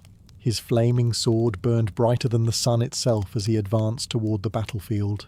And above all this destruction echoed the sound of Gjallarhorn. The watchman god Heimdall had seen the enemy approaching. Standing at the edge of the Rainbow Bridge Bifrost, he sounded the great horn whose blast shook every realm awake. The final battle had begun. Even the gods, for all their power, now marched toward deaths they had foreseen for centuries. When Ragnarok finally arrived, there were no miracles waiting to save the gods, no hidden army descending from the heavens, no last-minute prophecy revealing that everything had been misunderstood. The Norse universe offered no comforting escape route. The gods marched toward battle fully aware they were marching toward death. Across the plain of Vigrid, the armies of chaos gathered beneath blackened skies. Giants from Jotunheim advanced beside the dead from Helheim. Flames from Muspelheim lit the horizon red, while poison from Jormungandr spread through the air and sea. Above the battlefield, the stars vanished one by one into darkness. Then the gods rode out from Asgard for the last time. At their head came Odin, wearing golden armour and carrying his spear Gungnir. Beside him rode the warriors of Valhalla, the Einherjar, dead heroes gathered for centuries to fight at the end of the world. Vikings had dreamed of joining this final battle for generations. Unfortunately, the prophecy also suggested most of them were about to have a very disappointing afternoon. Thor marched next, gripping Mjolnir with thunder shaking around him. Tyr advanced one-handed toward the battlefield. Heimdall stood ready beside the Rainbow Bridge. Even the gods who knew they could not survive still chose to fight. That mattered deeply in Norse belief. Courage was not measured by victory. Courage meant standing against impossible odds anyway. The battle erupted with catastrophic violence. Odin charged directly toward Fenrir, the great wolf he had feared for centuries. The beast attacked with unstoppable fury, jaws wide enough to swallow the sky itself. Odin fought bravely, but prophecy could not be escaped. Fenrir devoured the king of the gods, exactly as fate had promised. The death of Odin shook the battlefield, but vengeance followed immediately. Odin's son Vidar stepped forward wearing a magical shoe crafted through ages from scraps of leather discarded by humanity. Strange detail, admittedly. Ragnarok occasionally feels like mythology assembled by exhausted blacksmiths during winter storms. Vidar forced Fenrir's jaws apart and killed the wolf, avenging his father. Elsewhere, Thor battled Jormungandr in a clash so violent it poisoned the heavens. Thunder cracked across the sky as hammer and serpent collided again and again. Thor finally crushed the monster's skull with Mjolnir, achieving the greatest victory of the battle. Then he took 9 steps and died from the serpent's poison. One by one the gods fell. Tyr killed the Houndgarm before dying himself. Heimdall and Loki slew each other in mutual destruction. The defenders of the cosmos were collapsing exactly as prophecy demanded, and still the fire had not yet come. By the time the last gods began to fall, the universe itself was already dying. The battlefield of Vigrid had become a landscape of smoke, shattered weapons, blood, and fire. Corpses of giants lay beside dead gods, while poisoned winds swept across the ruins of the world. The great Rainbow Bridge Bifrost had collapsed beneath the invading armies, and Asgard, once the shining fortress of the gods, stood exposed to destruction. Then came Surtur. Among all the beings feared in Norse mythology, Surtur was perhaps the most terrifying because he represented something unstoppable, destruction itself. He was older than many of the gods, ruler of Muspelheim, the realm of eternal fire. Throughout the ages he had waited silently at the edge of existence with a flaming sword in his hand, watching the universe move slowly toward its appointed death. And now his moment had arrived. Surtur marched across the broken battlefield surrounded by fire giants, his sword burning brighter than the sun. Wherever he stepped, flames spread across the earth. Forests erupted instantly into ash. Rivers boiled. Mountains cracked apart beneath unbearable heat. After centuries of freezing terror during Fimbulwinter, the world now swung violently into fire and ruin. The Norse did not imagine the apocalypse as one clean disaster.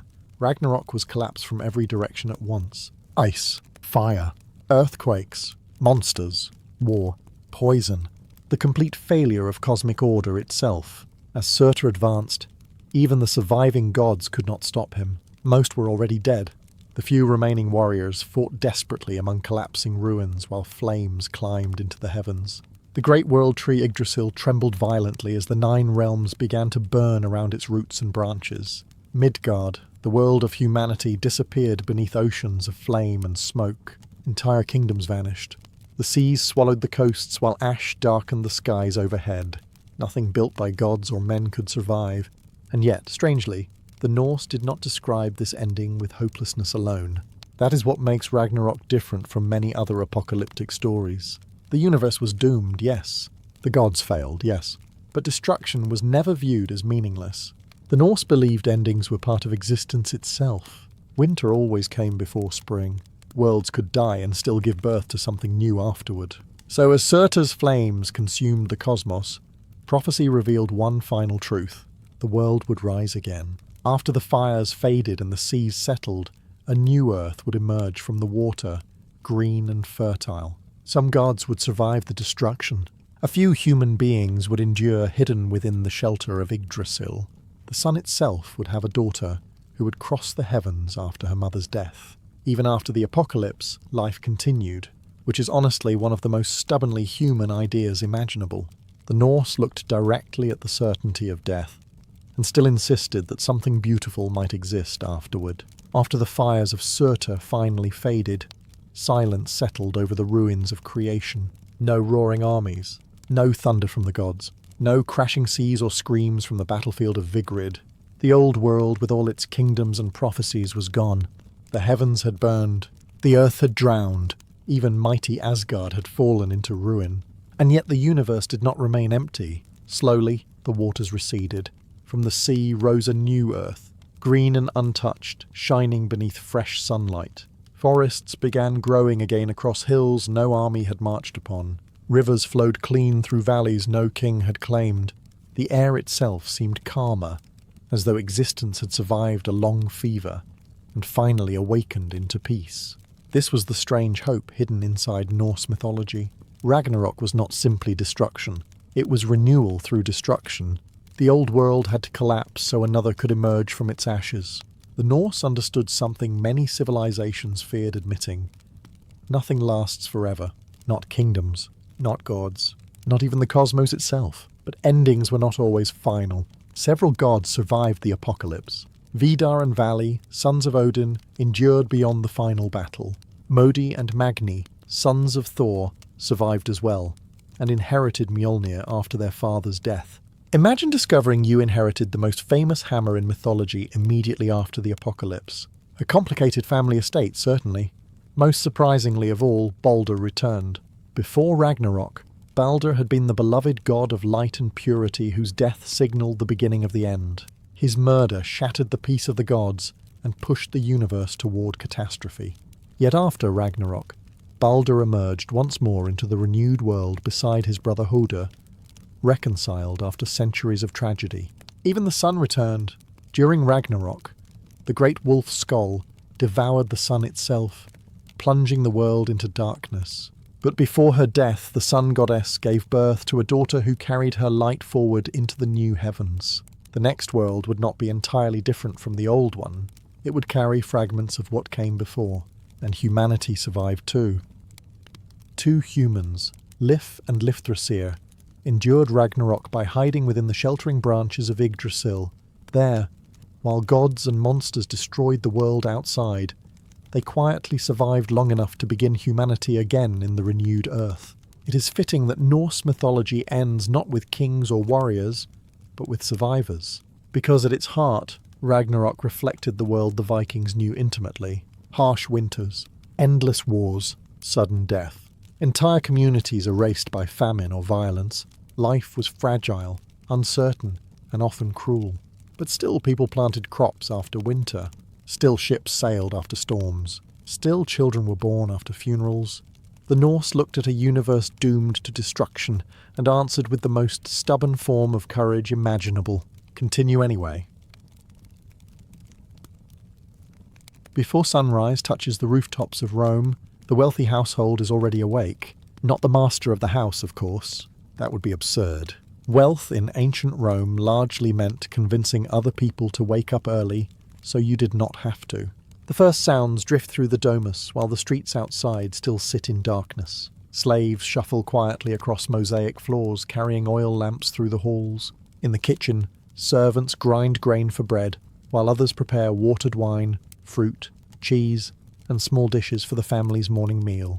Somewhere in the courtyard, a sleepy servant curses softly after being splashed by freezing water from the household fountain. Rome, despite all its marble statues and imperial glory, still functioned mainly because exhausted people kept carrying buckets before dawn. The domus itself stands as a performance of wealth long before visitors even arrive. The atrium gleams with polished marble. Bronze lamps hang beside painted walls displaying scenes from mythology. The household shrine, the lararium, waits quietly near the centre of the home where small offerings will soon be made to the family gods. Every object exists partly for comfort and partly to remind guests that this family possesses money, influence, and enough free time to decorate walls with imported Greek art. Eventually the paterfamilias rises. The head of the household does not merely govern his family. Roman law grants him enormous authority over nearly everyone under his roof. Wife, children, servants, freedmen, and dependents. In theory, he controls the household absolutely.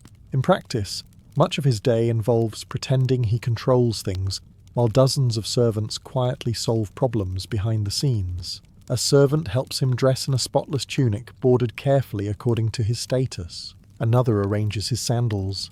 Grooming matters enormously, because wealthy Romans treat appearance almost like a political campaign. Hair trimmed properly, beard shaped carefully, clothing bright but not too extravagant. You want neighbours to think, "What a respectable and disciplined Roman citizen," rather than, "This man definitely bathes in perfume and bankrupts himself importing peacocks." Meanwhile, the mistress of the house oversees the domestic world already moving around her. Female servants receive instructions for the day. Meals are planned, fabrics inspected, children prepared for tutors. Nothing inside a wealthy Roman home happens accidentally. As the sun finally rises over Rome, light spills into the atrium through the open roof. Outside, the streets begin filling with merchants, labourers, senators, priests and beggars. Inside the domus, however, the real business of status has only just begun, because for wealthy Romans, daily life was never simply about living well. It was about being seen living well. Once the household had awakened and the first prayers were offered at the family shrine, the wealthy Roman man prepared for one of the most important performances of his day. The salutatio. This was the morning greeting ritual where clients arrived at the domus to pay their respects to their patron. On paper, it looked dignified and honourable. In reality, it often resembled an exhausted crowd of men standing outside someone's house at sunrise, hoping for small favours, free food, or political protection. Ancient Rome had many achievements. Personal boundaries were not among them. By early morning, the entrance of the domus filled with visitors wrapped in togas. Some were poor citizens seeking assistance. Others were businessmen hoping for introductions or contracts. A few simply wanted to maintain connections with an influential family, because Roman society operated almost entirely through relationships, obligations, and carefully managed loyalty. The patron-client system held the Republic and later the Empire together like an enormous web of favours. A wealthy Roman provided money, legal support, opportunities, or public backing. In return, clients offered respect, political support, and public admiration. Ideally, it was mutual cooperation. Less ideally, it was a daily reminder that survival in Rome depended heavily on knowing powerful people. The paterfamilias entered the atrium dressed carefully for the occasion. His toga, bright and expertly folded, announced his status before he even spoke. Roman elites treated clothing almost like military armour. A single stain or poorly arranged fold could damage the image of dignity they worked tirelessly to maintain. Imagine spending half an hour arranging fabric simply to look effortlessly respectable. Civilization truly advances in mysterious ways. As clients approached one by one, greetings were exchanged. Names mattered enormously. Forgetting someone's name could insult an ally or offend a voter. Wealthy Romans often relied on slaves called nomenclators, whose entire job involved whispering people's names into their master's ear before conversations. Essentially, ancient Rome invented human reminder notifications. Some clients received sportuli, small baskets containing food, coins, or gifts. Others requested favours directly, a cousin needing legal help, a merchant seeking investment, a politician asking for support in an upcoming vote. The The domus became less a private home and more a crowded centre of business and influence before the morning had even fully begun. Meanwhile, servants moved constantly through the halls carrying documents, refreshments, and messages between rooms. Secretaries prepared correspondence while stewards tracked household expenses. Behind every calm display of Roman authority stood a swarm of labour keeping the illusion intact. An illusion mattered deeply. A wealthy Roman was expected to appear disciplined, generous, connected, and successful at all times. Even financial trouble had to be hidden behind polished marble floors and confident smiles. Bankruptcy in Rome often arrived dressed in imported perfume while hosting elaborate dinner parties. By the end of the salutatio, the patron had reinforced dozens of social bonds before breakfast was fully settled in his stomach. Only then could the rest of the day begin. For a wealthy Roman family, comfort was not a personal achievement. It was a machine powered entirely by other human beings. Behind the polished marble walls of the domus lived an army of servants and slaves performing the endless labour required to maintain aristocratic life. The fountains sparkled because someone scrubbed them. The food appeared because someone prepared it before dawn. The expensive tunics remained spotless because someone washed them by hand without the modern miracle of detergent, plumbing, or mercy. Roman luxury depended on invisible exhaustion. Some households owned only a handful of slaves. Truly wealthy families, however, might possess dozens or even hundreds. Every task inside the home belonged to someone specific. Cooks prepared meals over smoking charcoal fires. Cleaners swept the floors constantly. Gardeners maintained courtyards filled with flowers and statues. Personal attendants dressed the family, arranged hairstyles, carried messages, and sometimes slept near their masters' rooms in case they were summoned during the night. Imagine being awakened because a senator suddenly remembered he wanted different sandals. Particularly trusted slaves could hold positions of remarkable responsibility. Greek slaves often worked as tutors, educating children in philosophy, rhetoric, mathematics, and literature. Secretaries managed correspondence and financial records. Stewards supervised the entire household staff, essentially functioning as managers of miniature private kingdoms. Some slaves even handled business affairs on behalf of their masters. Roman society could trust a man to oversee large financial operations while still legally considering him property. The contradictions of Roman civilization were occasionally astonishing. Yet despite the elegance surrounding the upper classes, life for many servants remained harsh and uncertain. Punishments could be brutal. Privacy barely existed. A slave's value depended entirely on usefulness, obedience, and the mood of the household above them. One mistake during an important dinner could lead to beatings, humiliation, or worse. And still the household demanded perfection. The wealthy Roman family existed in a constant performance of superiority. Floors had to shine. Meals had to impress guests. Clothing had to appear fresh and expensive. Even the atmosphere of the home required careful management. Perfumes drifted through rooms. Lamps remained polished. Exotic animals sometimes wandered courtyards, simply because owning a peacock apparently felt necessary for social prestige. Meanwhile, the servants moved quietly through the background, making this illusion possible. The irony was impossible to ignore. Roman aristocrats celebrated discipline, dignity, and virtue while relying completely on unseen labour to maintain their image of effortless refinement. A senator might spend hours discussing Stoic philosophy, while 3 exhausted servants adjusted his dining room cushions nearby. Some masters treated their servants relatively well, especially trusted household slaves, who had served families for decades. Others ruled through fear alone. Much depended on personality, wealth, and circumstance. But regardless of kindness or cruelty, one truth remained constant inside every wealthy Roman domus. The comfort of the few rested entirely upon the labour of the many, and everyone in the house understood it, even if polite society preferred not to mention it during dinner. By midday, the wealthy Roman household had transformed from a private residence into something closer to a political headquarters. The paterfamilias rarely spent his day relaxing beside fountains eating grapes one at a time like modern films enjoy suggesting. A rich Roman man, especially one involved in politics or business, lived inside a constant storm of negotiations, favours, contracts, and carefully managed relationships. Rome was an empire built not only on armies, but on conversations held in courtyards, bathhouses, and dining rooms between men pretending not to desperately need each other. After the morning salutatio, many aristocrats left the domus to attend the Forum Romanum, the beating heart of Roman public life. The forum was noisy, crowded, and overflowing with activity. Senators debated laws beneath marble columns while merchants shouted prices nearby. Lawyers argued cases before impatient crowds. Priests carried out rituals as beggars drifted through the streets asking for coins. Somewhere in the chaos, at least one politician was almost certainly lying with complete confidence. For wealthy Romans, public visibility mattered enormously. A senator or businessman needed to be seen constantly. Walking through the forum surrounded by clients reinforced social status. Every greeting, handshake, or public conversation became part of an invisible competition for influence. Reputation in Rome functioned almost like currency. Lose enough of it and doors closed very quickly. Business itself took many forms. Some aristocratic families owned farmland across Italy, producing olive oil, wine, and grain. Others invested in shipping, mining, construction, or tax collection. Officially, Roman elites often pretended to dislike direct commerce because traditional Roman values praised land ownership above trade.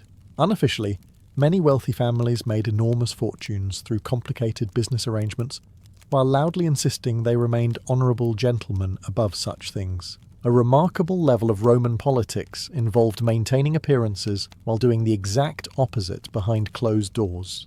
Back at the domus, clerks and secretaries managed correspondence throughout the afternoon. Wax tablets filled with financial records moved between rooms while messengers arrived carrying updates from estates, ports, or provincial governors. A wealthy Roman household operated almost like a small corporation held together by slaves, freedmen, and endless paperwork. Visitors continued arriving all day. One man sought investment in a merchant voyage to Alexandria.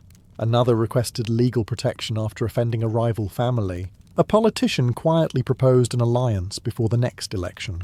Every favour created obligation. Every obligation strengthened networks of loyalty. Rome's elite survived through these invisible chains of debt and support, and failure carried consequences. A powerful Roman who lost influence could quickly find former allies disappearing. Clients would attach themselves to stronger patrons. Rivals spread rumours eagerly through the city.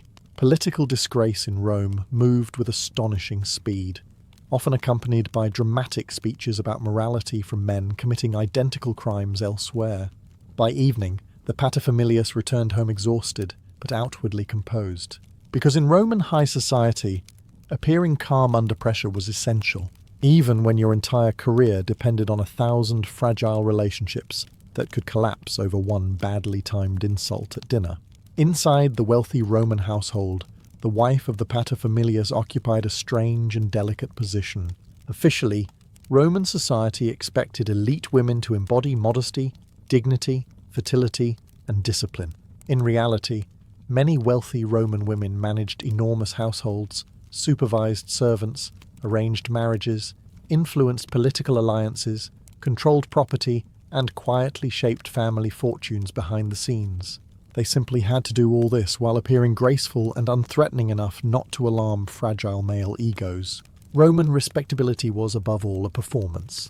The ideal Roman matron dressed carefully but not excessively. Her clothing displayed wealth without suggesting vanity. Her jewellery hinted at status without appearing vulgar. Hair mattered enormously. Elaborate hairstyles involving braids, pins, curls, and imported cosmetics became symbols of aristocratic life. Entire servant teams might spend hours arranging a noblewoman's appearance each morning. Ancient Rome conquered much of the known world, yet somehow still required 3 attendants and half a day to organise one hairstyle. The mistress of the domus supervised nearly every domestic operation. She oversaw food supplies, textile production, household accounts, and the management of female servants. Wealthy Roman women often directed spinning, weaving, and clothing production, even when servants performed most of the labour themselves. Publicly, this reinforced the image of the hard-working, virtuous Roman wife devoted to family duty. Privately, many elite women wielded considerable influence. A politically connected wife could strengthen alliances between powerful families through marriage ties, social gatherings, and private negotiations. Conversations held during banquets or religious festivals often mattered just as much as speeches delivered in the Senate. Roman men controlled official politics, but elite women frequently shaped the social world surrounding it. Mothers also carried enormous responsibility for preserving family reputation. Children from noble households were expected to display discipline, education, and refinement from an early age. A badly behaved son reflected poorly upon his mother. A daughter's future marriage prospects depended heavily on the household's image of dignity and stability. Every dinner, festival, and public appearance became another opportunity for Roman society to observe and judge. And Roman society judged constantly. Rumours spread through aristocratic circles with astonishing speed. Affairs, scandals, gambling debts, drunkenness, or family disputes quickly became public gossip. Respectability in Rome could crack apart overnight beneath whispers exchanged in bathhouses and banquet halls. The elite spent enormous energy pretending their households remained perfectly orderly, while chaos simmered quietly beneath the surface. Some women embraced the expectations placed upon them. Others pushed against them fiercely.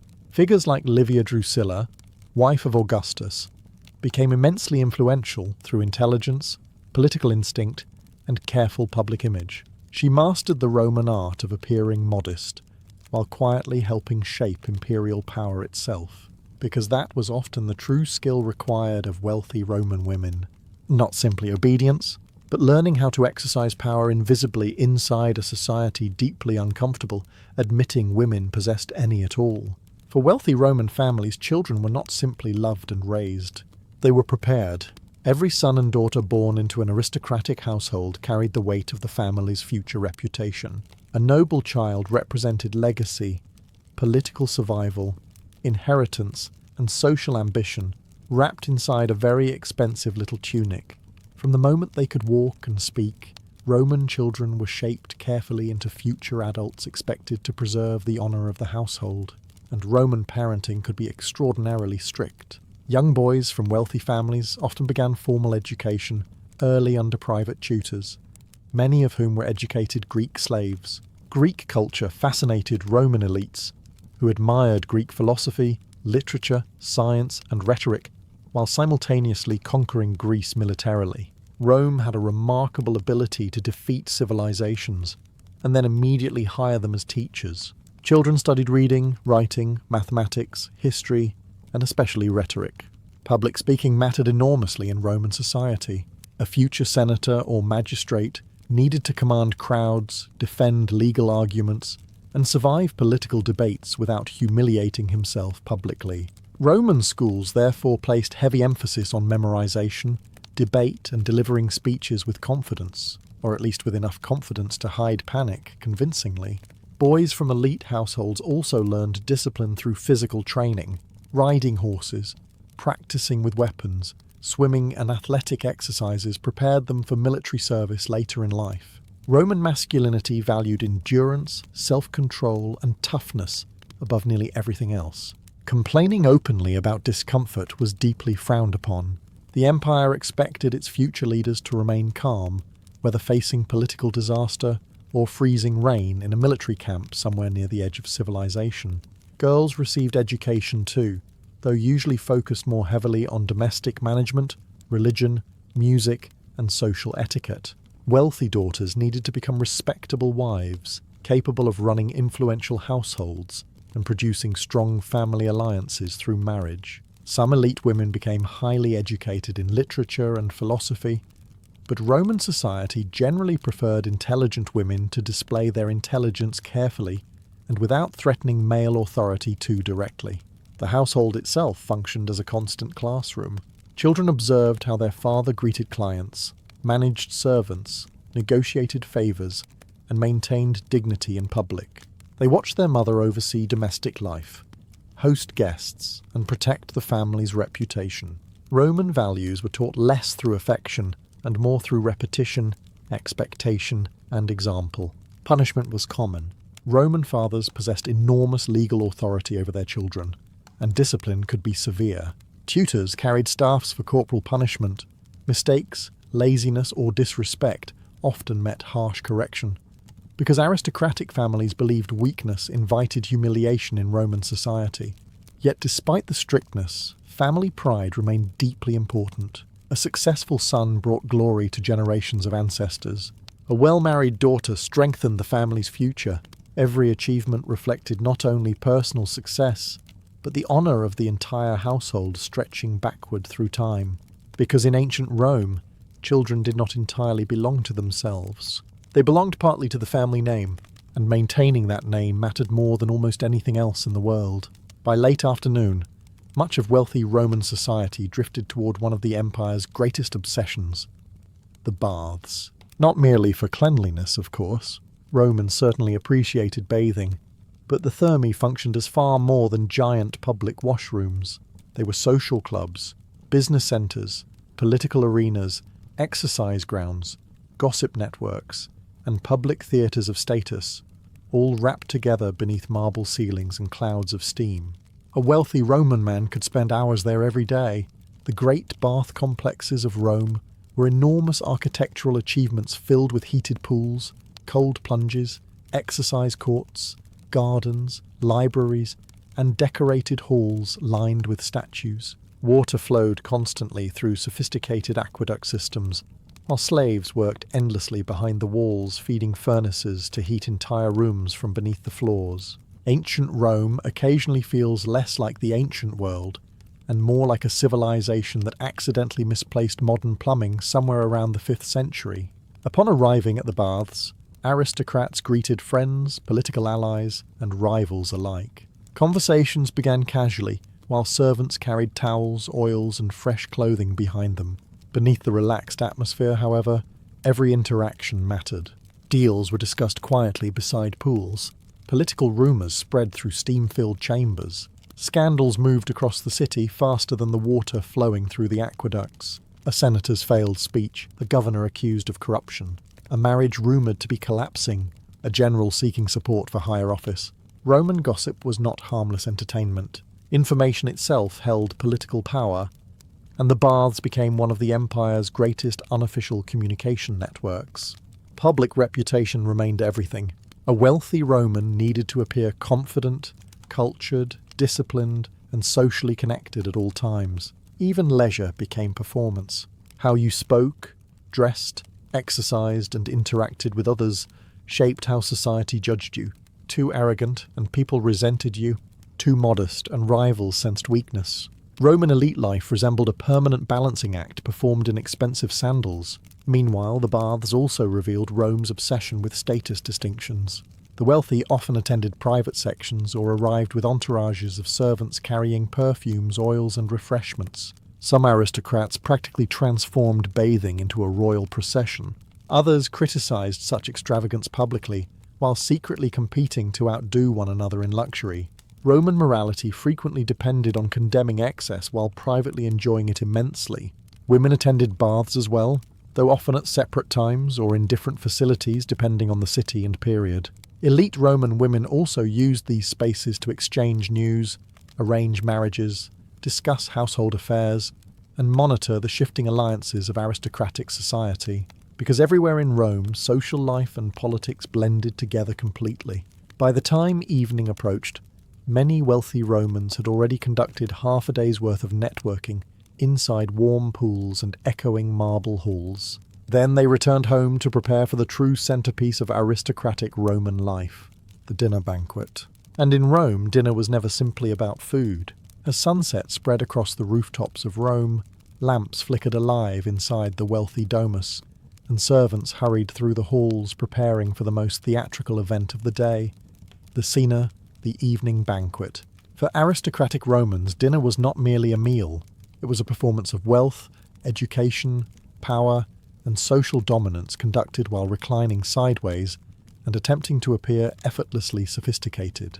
Entire political alliances could strengthen or collapse between courses of roasted meat and diluted wine.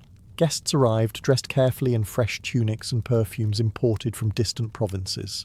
At the entrance, servants collected sandals dusty from the streets, while musicians tuned instruments somewhere deeper inside the house. The dining room, or triclinium, glowed beneath oil lamps reflecting against painted walls and polished silver dishes. Everything had been arranged to impress.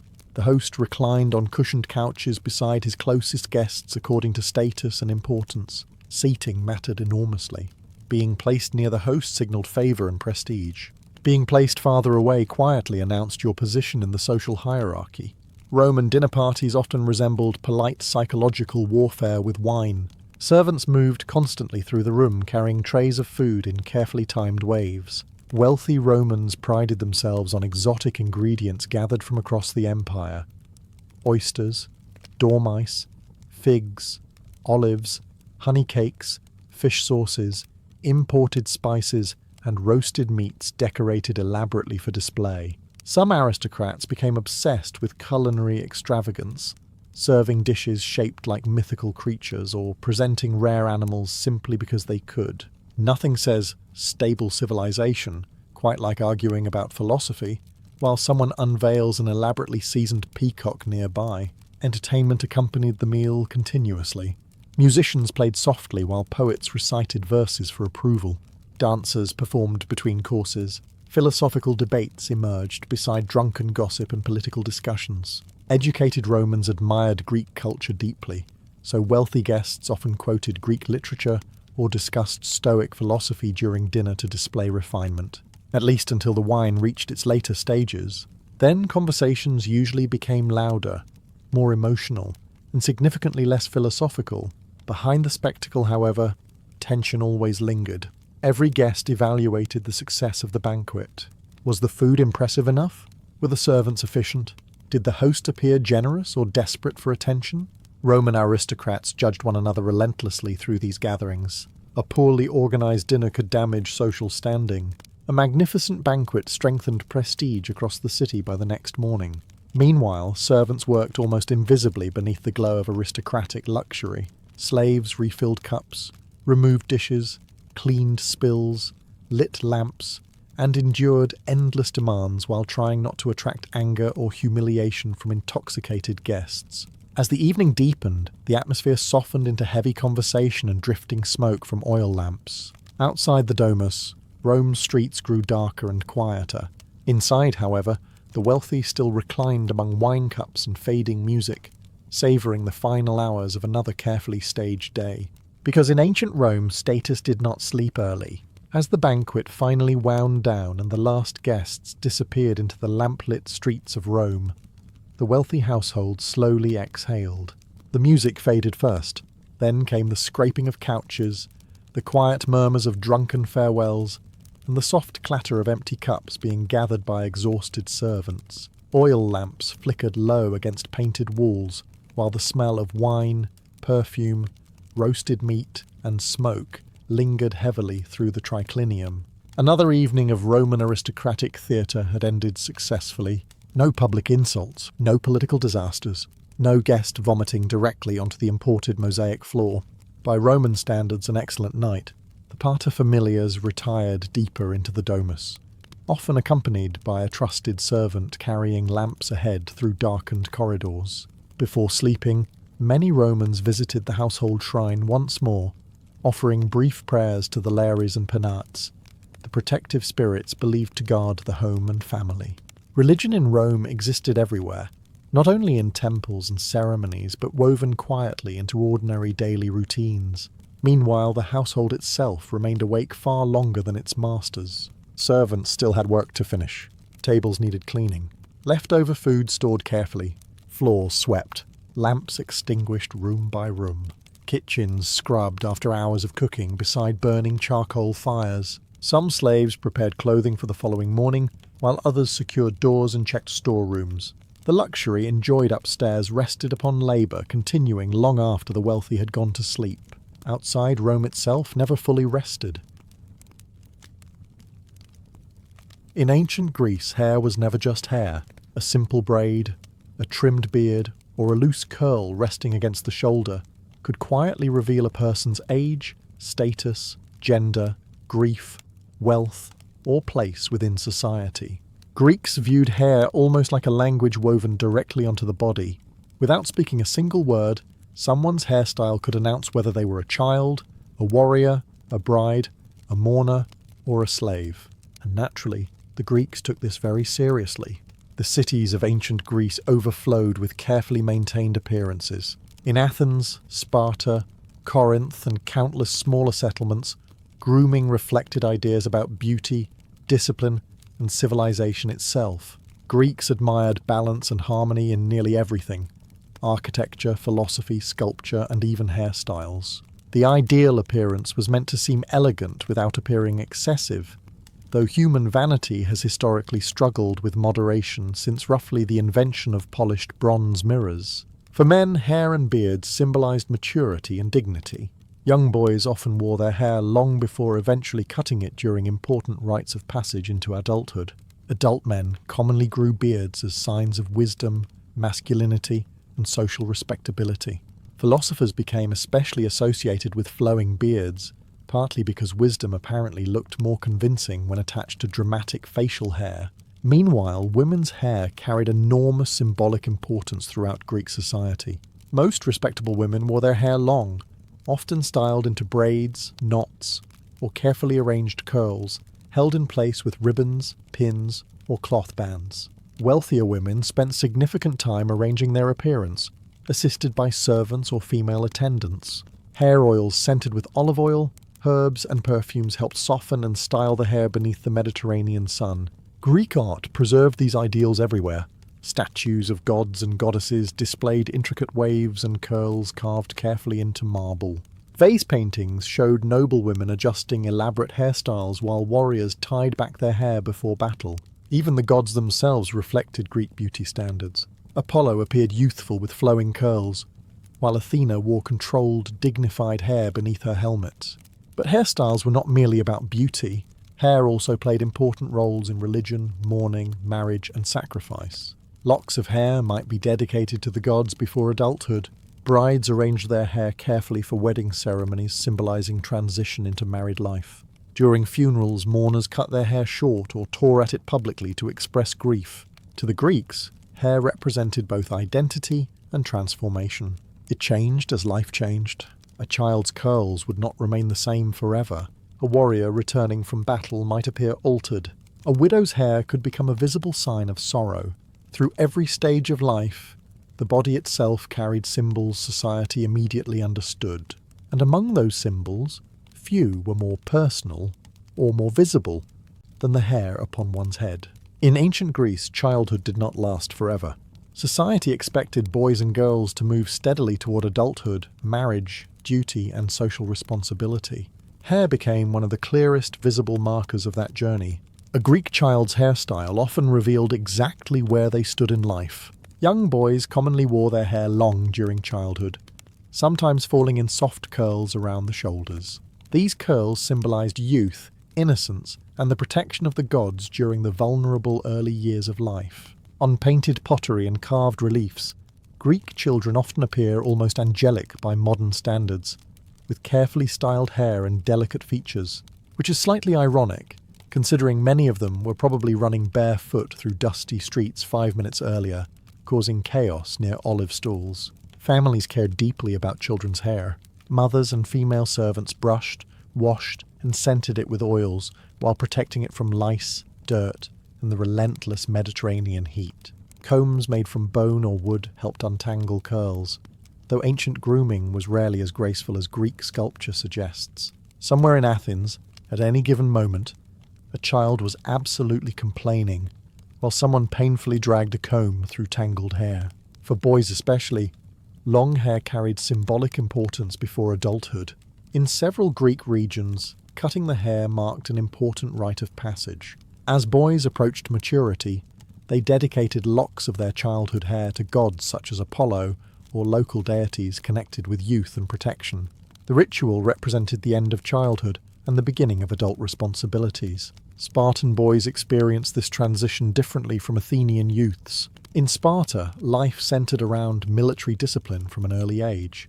Boys entered the Agog training system as children and endured harsh physical conditioning designed to create warriors loyal to the state above all else. Yet even Spartans valued hair deeply.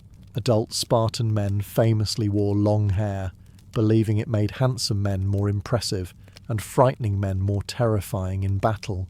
Greek girls also wore long hair throughout childhood, usually styled simply at first. Braids, ribbons, and tied sections helped manage the hair while gradually preparing girls for the more elaborate hairstyles expected in adulthood and marriage. Hair became closely connected with femininity, modesty, and family honour. And throughout Greek society, beauty mattered. The Greeks admired symmetry, balance, and carefully maintained appearances. Children from wealthy households especially reflected their family's status through grooming and clothing. A well-presented child demonstrated household discipline and prosperity. An unkempt appearance suggested neglect or poverty. Yet childhood curls also carried emotional meaning. When tragedy struck, hair often became part of mourning rituals. Families cut locks from children who died young and dedicated them during funerals or burials. In some graves, archaeologists have even discovered preserved strands of hair placed carefully beside the dead. To the Greeks, hair was not separate from life itself. It grew as the child grew. It marked transitions, sacrifices, and identity. And eventually, those soft childhood curls would disappear, replaced by the more serious appearances demanded by adulthood in the ancient Greek world. For Greek men, hair was not merely decoration. It was identity, masculinity, discipline, and pride worn openly for the world to judge. Across ancient Greece, hairstyles for men shifted depending on region, fashion, age, and profession. But one truth remained constant: appearance mattered deeply. A man's hair and beard reflected not only personal taste, but his status as a citizen, warrior, philosopher, or labourer. Greeks believed the body itself revealed character, and naturally they spent considerable time making sure their character looked appropriately heroic. Beards held particular importance. By adulthood, most Greek men wore full beards as symbols of maturity and dignity. A thick beard suggested wisdom, self-control, and masculine authority. Philosophers especially embraced the image enthusiastically. Men like Socrates became associated with rugged beards and thoughtful appearances, helping establish the timeless tradition of intelligent men looking slightly disorganized while discussing the meaning of existence. Young men, however, usually appeared clean-faced before reaching maturity. The transition into beard growth symbolized adulthood, much like the cutting of childhood hair earlier in life. Once facial hair appeared fully, it became a visible sign that a boy had entered the adult male world of politics, warfare, and civic responsibility. Warriors treated hair with almost sacred seriousness. The Spartans famously wore their hair long before battle, combing and arranging it carefully prior to combat. According to Greek writers, Spartan soldiers believed beautiful hair enhanced dignity and made brave men appear even more noble. Imagine preparing for a deadly battle against spear-wielding enemies while simultaneously making sure your hair looked magnificent. Priorities remained surprisingly consistent across human history. Other Greeks occasionally mocked Spartan vanity, but long hair among warriors carried symbolic weight beyond appearance. It represented freedom, courage, and elite status. Slaves and criminals were often forced to wear cropped hair or had their heads shaved publicly as punishment. Hair therefore became closely tied to personal honour. Athenians generally preferred more controlled styles. Men kept their hair shorter and neatly maintained, especially during later periods influenced by changing fashion and military practicality. After the rise of Alexander the Great, shorter hairstyles and shaved faces became more fashionable because Alexander reportedly disliked beards in battle, fearing enemies could grab them during combat, which is honestly one of the more practical grooming arguments in ancient history. Barbershops also became important social spaces throughout Greek cities. Men gathered there not only for trimming and grooming, but for conversation, gossip, politics, and debate. A Greek barber likely knew more about city scandals than half the politicians discussing them publicly in the agora. Hair oils and perfumes remained common among wealthy men as well. Olive oil protected hair beneath the sun, while scented oils signalled refinement and status. Excessive vanity, however, could attract criticism. Greek society admired beauty, but also feared softness and decadence. So Greek men constantly balanced elegance with toughness. A warrior needed to appear disciplined but not dull, handsome but not weak, groomed but not overly luxurious, and ideally, heroic enough to look impressive later when carved into marble statues for future generations. For women in ancient Greece, Hair was one of the most important markers of beauty, respectability, and social identity. A woman's hairstyle could reveal her age, marital status, wealth, and even her moral reputation before she spoke a single word. Greek society placed enormous attention on feminine appearance, particularly among the upper classes, where elegance became almost a form of social duty, and maintaining that elegance required time, patience, oils, ribbons, pins, mirrors, servants, and occasionally the emotional endurance of a military campaign. Most Greek women wore their hair long. Loose hair, however, was usually associated with youth, religious ritual, or moments of grief.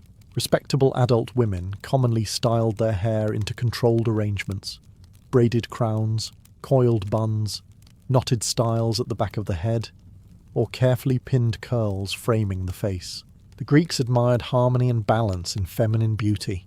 Hairstyles were meant to appear graceful and refined rather than wild or excessive, at least in theory. In practice, some wealthy women constructed elaborate arrangements that likely required engineering skills rivaling small temples. Hairpins made from bronze, ivory or bone helped secure complex styles. Cloth bands called D1e wrapped around the hair, while nets and veils sometimes covered it partially in public. Wealthier women decorated hairstyles with gold ornaments, ribbons, pearls and perfumes, imported through Mediterranean trade routes. Servants played a major role in this daily routine. Female attendants washed, brushed, curled, braided, and scented their mistress's hair each morning. Olive oil remained essential for keeping hair soft beneath the dry Greek climate.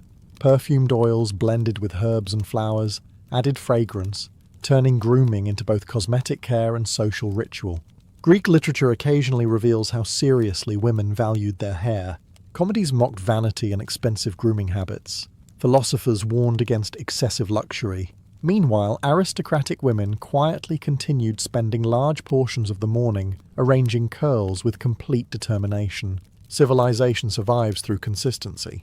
Blonde hair became especially admired in parts of Greece because it appeared exotic and rare. Some women lightened their hair using herbal mixtures or exposure to sunlight, though ancient cosmetic experiments were not always kind to the scalp. Fashion has historically involved people making questionable decisions in pursuit of beauty. Public appearance mattered enormously because women reflected family honor. A well-groomed wife demonstrated discipline, wealth, and proper household management. Disheveled hair suggested emotional disorder, mourning, poverty, or social disgrace. During religious festivals, weddings, and public ceremonies, hairstyles became even more elaborate, transforming women into living symbols of family prestige. Greek goddesses reflected these ideals in art and mythology. Aphrodite appeared with flowing curls symbolizing beauty and desire, while Artemis often wore more restrained styles, reflecting independence and discipline. Hair, therefore, was never simply decorative. It carried social meaning everywhere. Each braid, ribbon, and curl quietly announced a woman's place within the carefully ordered world of ancient Greece, a society obsessed with beauty, symbolism, and the endless effort of appearing effortlessly graceful. In ancient Greece, marriage marked one of the most important transitions in a woman's life, and hair stood at the very center of the ceremony. A bride's hairstyle was not chosen casually. Every braid, ribbon, curl, and veil carried symbolic meaning connected to purity, fertility, adulthood, and the movement from one household into another. Greek weddings were deeply religious occasions, and hair became part of the sacred transformation itself. Before the wedding, many brides participated in ritual preparations involving bathing, offerings, and grooming ceremonies supervised by female relatives and attendants. Hair was carefully washed with scented oils and arranged over many patient hours. Somewhere in Athens, a nervous bride was absolutely sitting motionless, while 3 women argued over the correct placement of ribbons.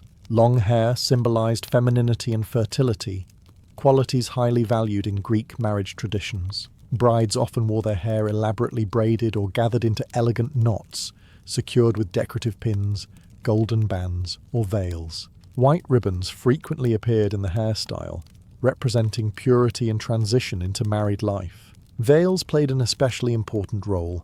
During portions of the wedding ceremony, the bride's hair remained partially hidden beneath fine cloth coverings. The unveiling itself carried symbolic weight, representing her passage from maidenhood into the world of adulthood and family responsibility. Greek society treated marriage not primarily as romance, but as an alliance between households designed to preserve property, lineage, and social order.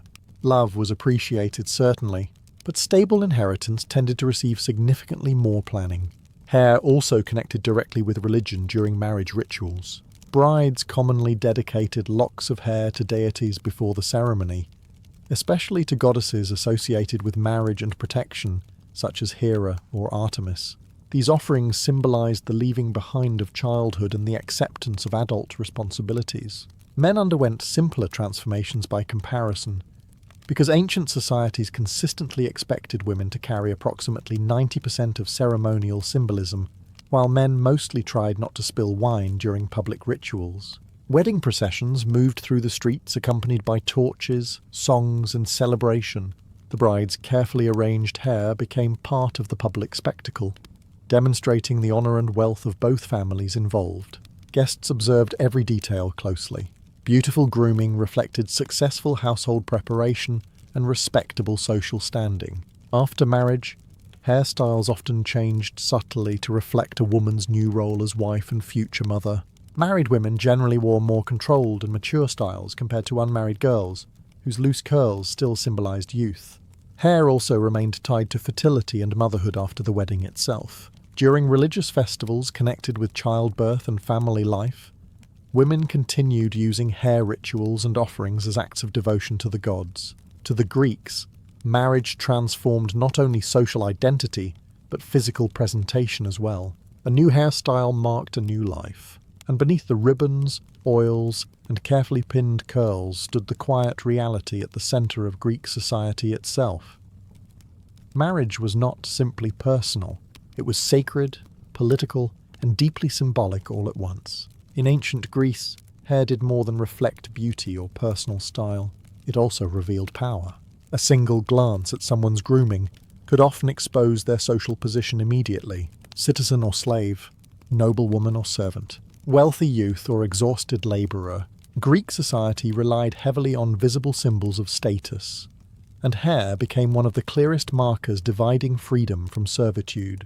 For free citizens, especially among the upper classes, carefully maintained hair reflected dignity and self-control. Grooming required time, oils, mirrors, servants, and leisure, luxuries not equally available to everyone. A polished appearance quietly announced that a person possessed enough wealth and stability to focus on elegance rather than mere survival. Slaves, however, occupied a very different world.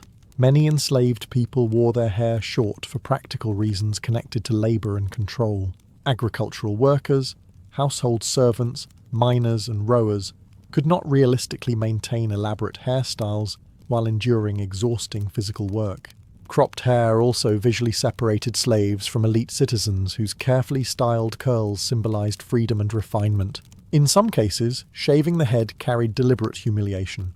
Greek societies occasionally cut or shaved hair as punishment for criminals, captives, or disgraced individuals. Since hair represented dignity and identity, removing it publicly became a way to strip away social honor. Across history, humans have displayed a remarkable talent for turning hairstyles into instruments of psychological warfare. Household slaves, especially female attendants serving wealthy women, sometimes maintained more carefully groomed appearances because their work involved assisting directly with cosmetics, bathing, and hairdressing. Some became highly skilled in arranging curls, braids, perfumes, and decorative styles for aristocratic households. Ironically, the women creating elegant hairstyles often possessed far less freedom than the women wearing them. Foreign slaves could sometimes be identified by distinct hairstyles or grooming traditions from their homelands. Greece's trade networks brought enslaved people from Thrace, Anatolia, Egypt, and other regions across the Mediterranean world. Differences in hair texture, grooming customs, and dress occasionally marked outsiders immediately within Greek society. For men, appearance also reflected citizenship and military identity. A free Greek man ideally appeared disciplined, athletic, and well-groomed without seeming overly luxurious. Excessive vanity attracted suspicion because Greek culture valued moderation, at least publicly. Privately, Many aristocrats remained extremely invested in looking impressive, while pretending not to care very much. Philosophers frequently criticized extravagant grooming as signs of moral weakness or decadence. Yet even those criticizing vanity usually maintained recognizable appearances themselves. Ancient intellectuals have always enjoyed condemning society while carefully cultivating their own iconic image. Hair therefore became deeply political. It reflected not only personal taste, but access to freedom, wealth, and respect within society. A citizen might choose his hairstyle, a slave often could not. A wealthy woman could spend hours arranging symbolic curls, while the servant beside her remained invisible, despite performing the labour. And throughout Greece, these differences remained immediately visible. One society, one marketplace, one temple courtyard. Yet entire worlds of inequality revealed quietly through something as ordinary and as meaningful as hair. Maintaining beautiful hair in ancient Greece required far more than a comb and good intentions. The Mediterranean climate brought heat, dust, sea air, and constant sunlight, all of which could leave hair dry, tangled, or damaged.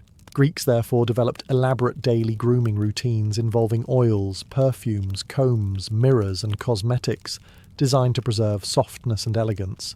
Hair care became part hygiene, part ritual, and part carefully managed social performance. Olive oil stood at the centre of nearly everything. The Greeks used olive oil constantly for cooking, athletics, religion, skincare, and hair treatment.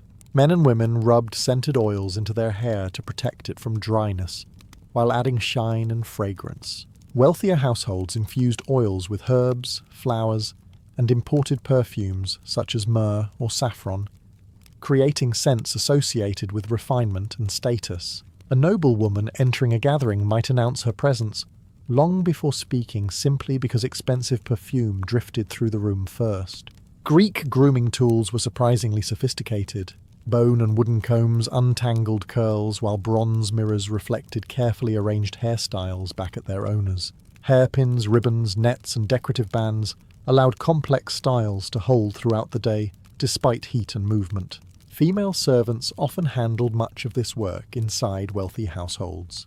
Hair could be curled using heated metal rods or arranged into layered braids requiring patience and precision.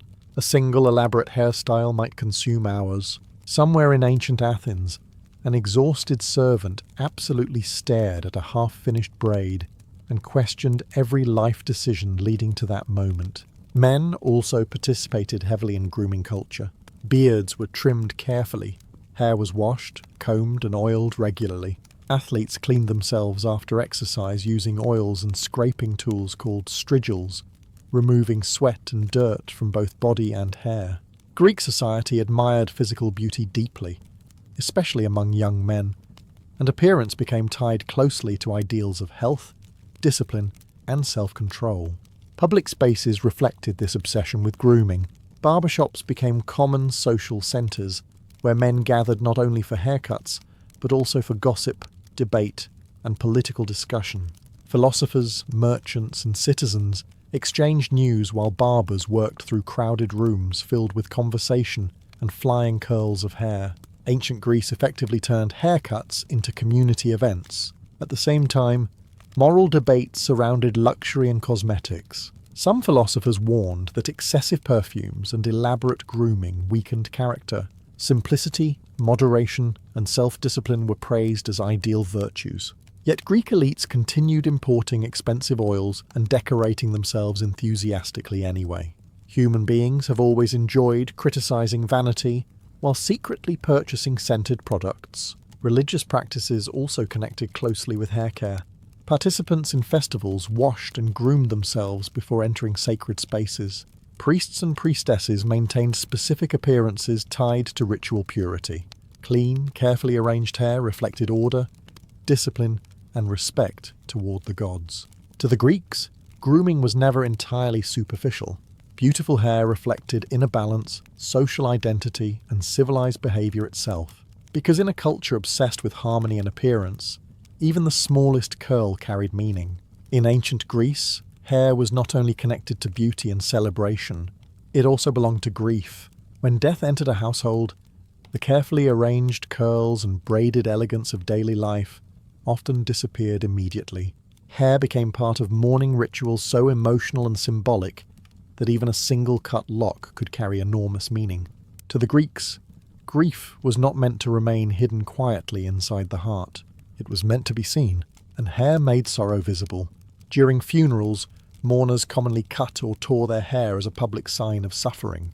Women especially loosened their carefully styled hair, letting it fall wildly around the shoulders while crying beside the dead. In Greek art and literature, scenes of mourning often show women clutching their hair, tearing at braids, or cutting long locks during funeral rites. The contrast mattered deeply. Orderly hair symbolized civilization, balance, and social stability. Disordered hair reflected emotional collapse. When grief shattered the normal structure of life, appearance shattered alongside it. Men participated as well, though often less dramatically. Some cut portions of their hair short during mourning periods, offering the locks to the deceased as acts of devotion and remembrance. Hair became a final gift, something deeply personal surrendered in honor of the dead. One of the most famous examples appears in Homer's Iliad. After the death of Patroclus, Achilles cuts his long hair beside the funeral pyre. The moment carries enormous emotional weight, because Achilles had spent years growing that hair as a sacred offering intended for a river god upon returning home safely. Instead, grief transforms the offering completely. His hair no longer belongs to the future, it belongs to the dead. Greek mourning rituals could become intensely physical. Families gathered around the body, singing laments while tearing clothing, scratching faces and crying openly. Professional mourners were sometimes hired to amplify public displays of grief.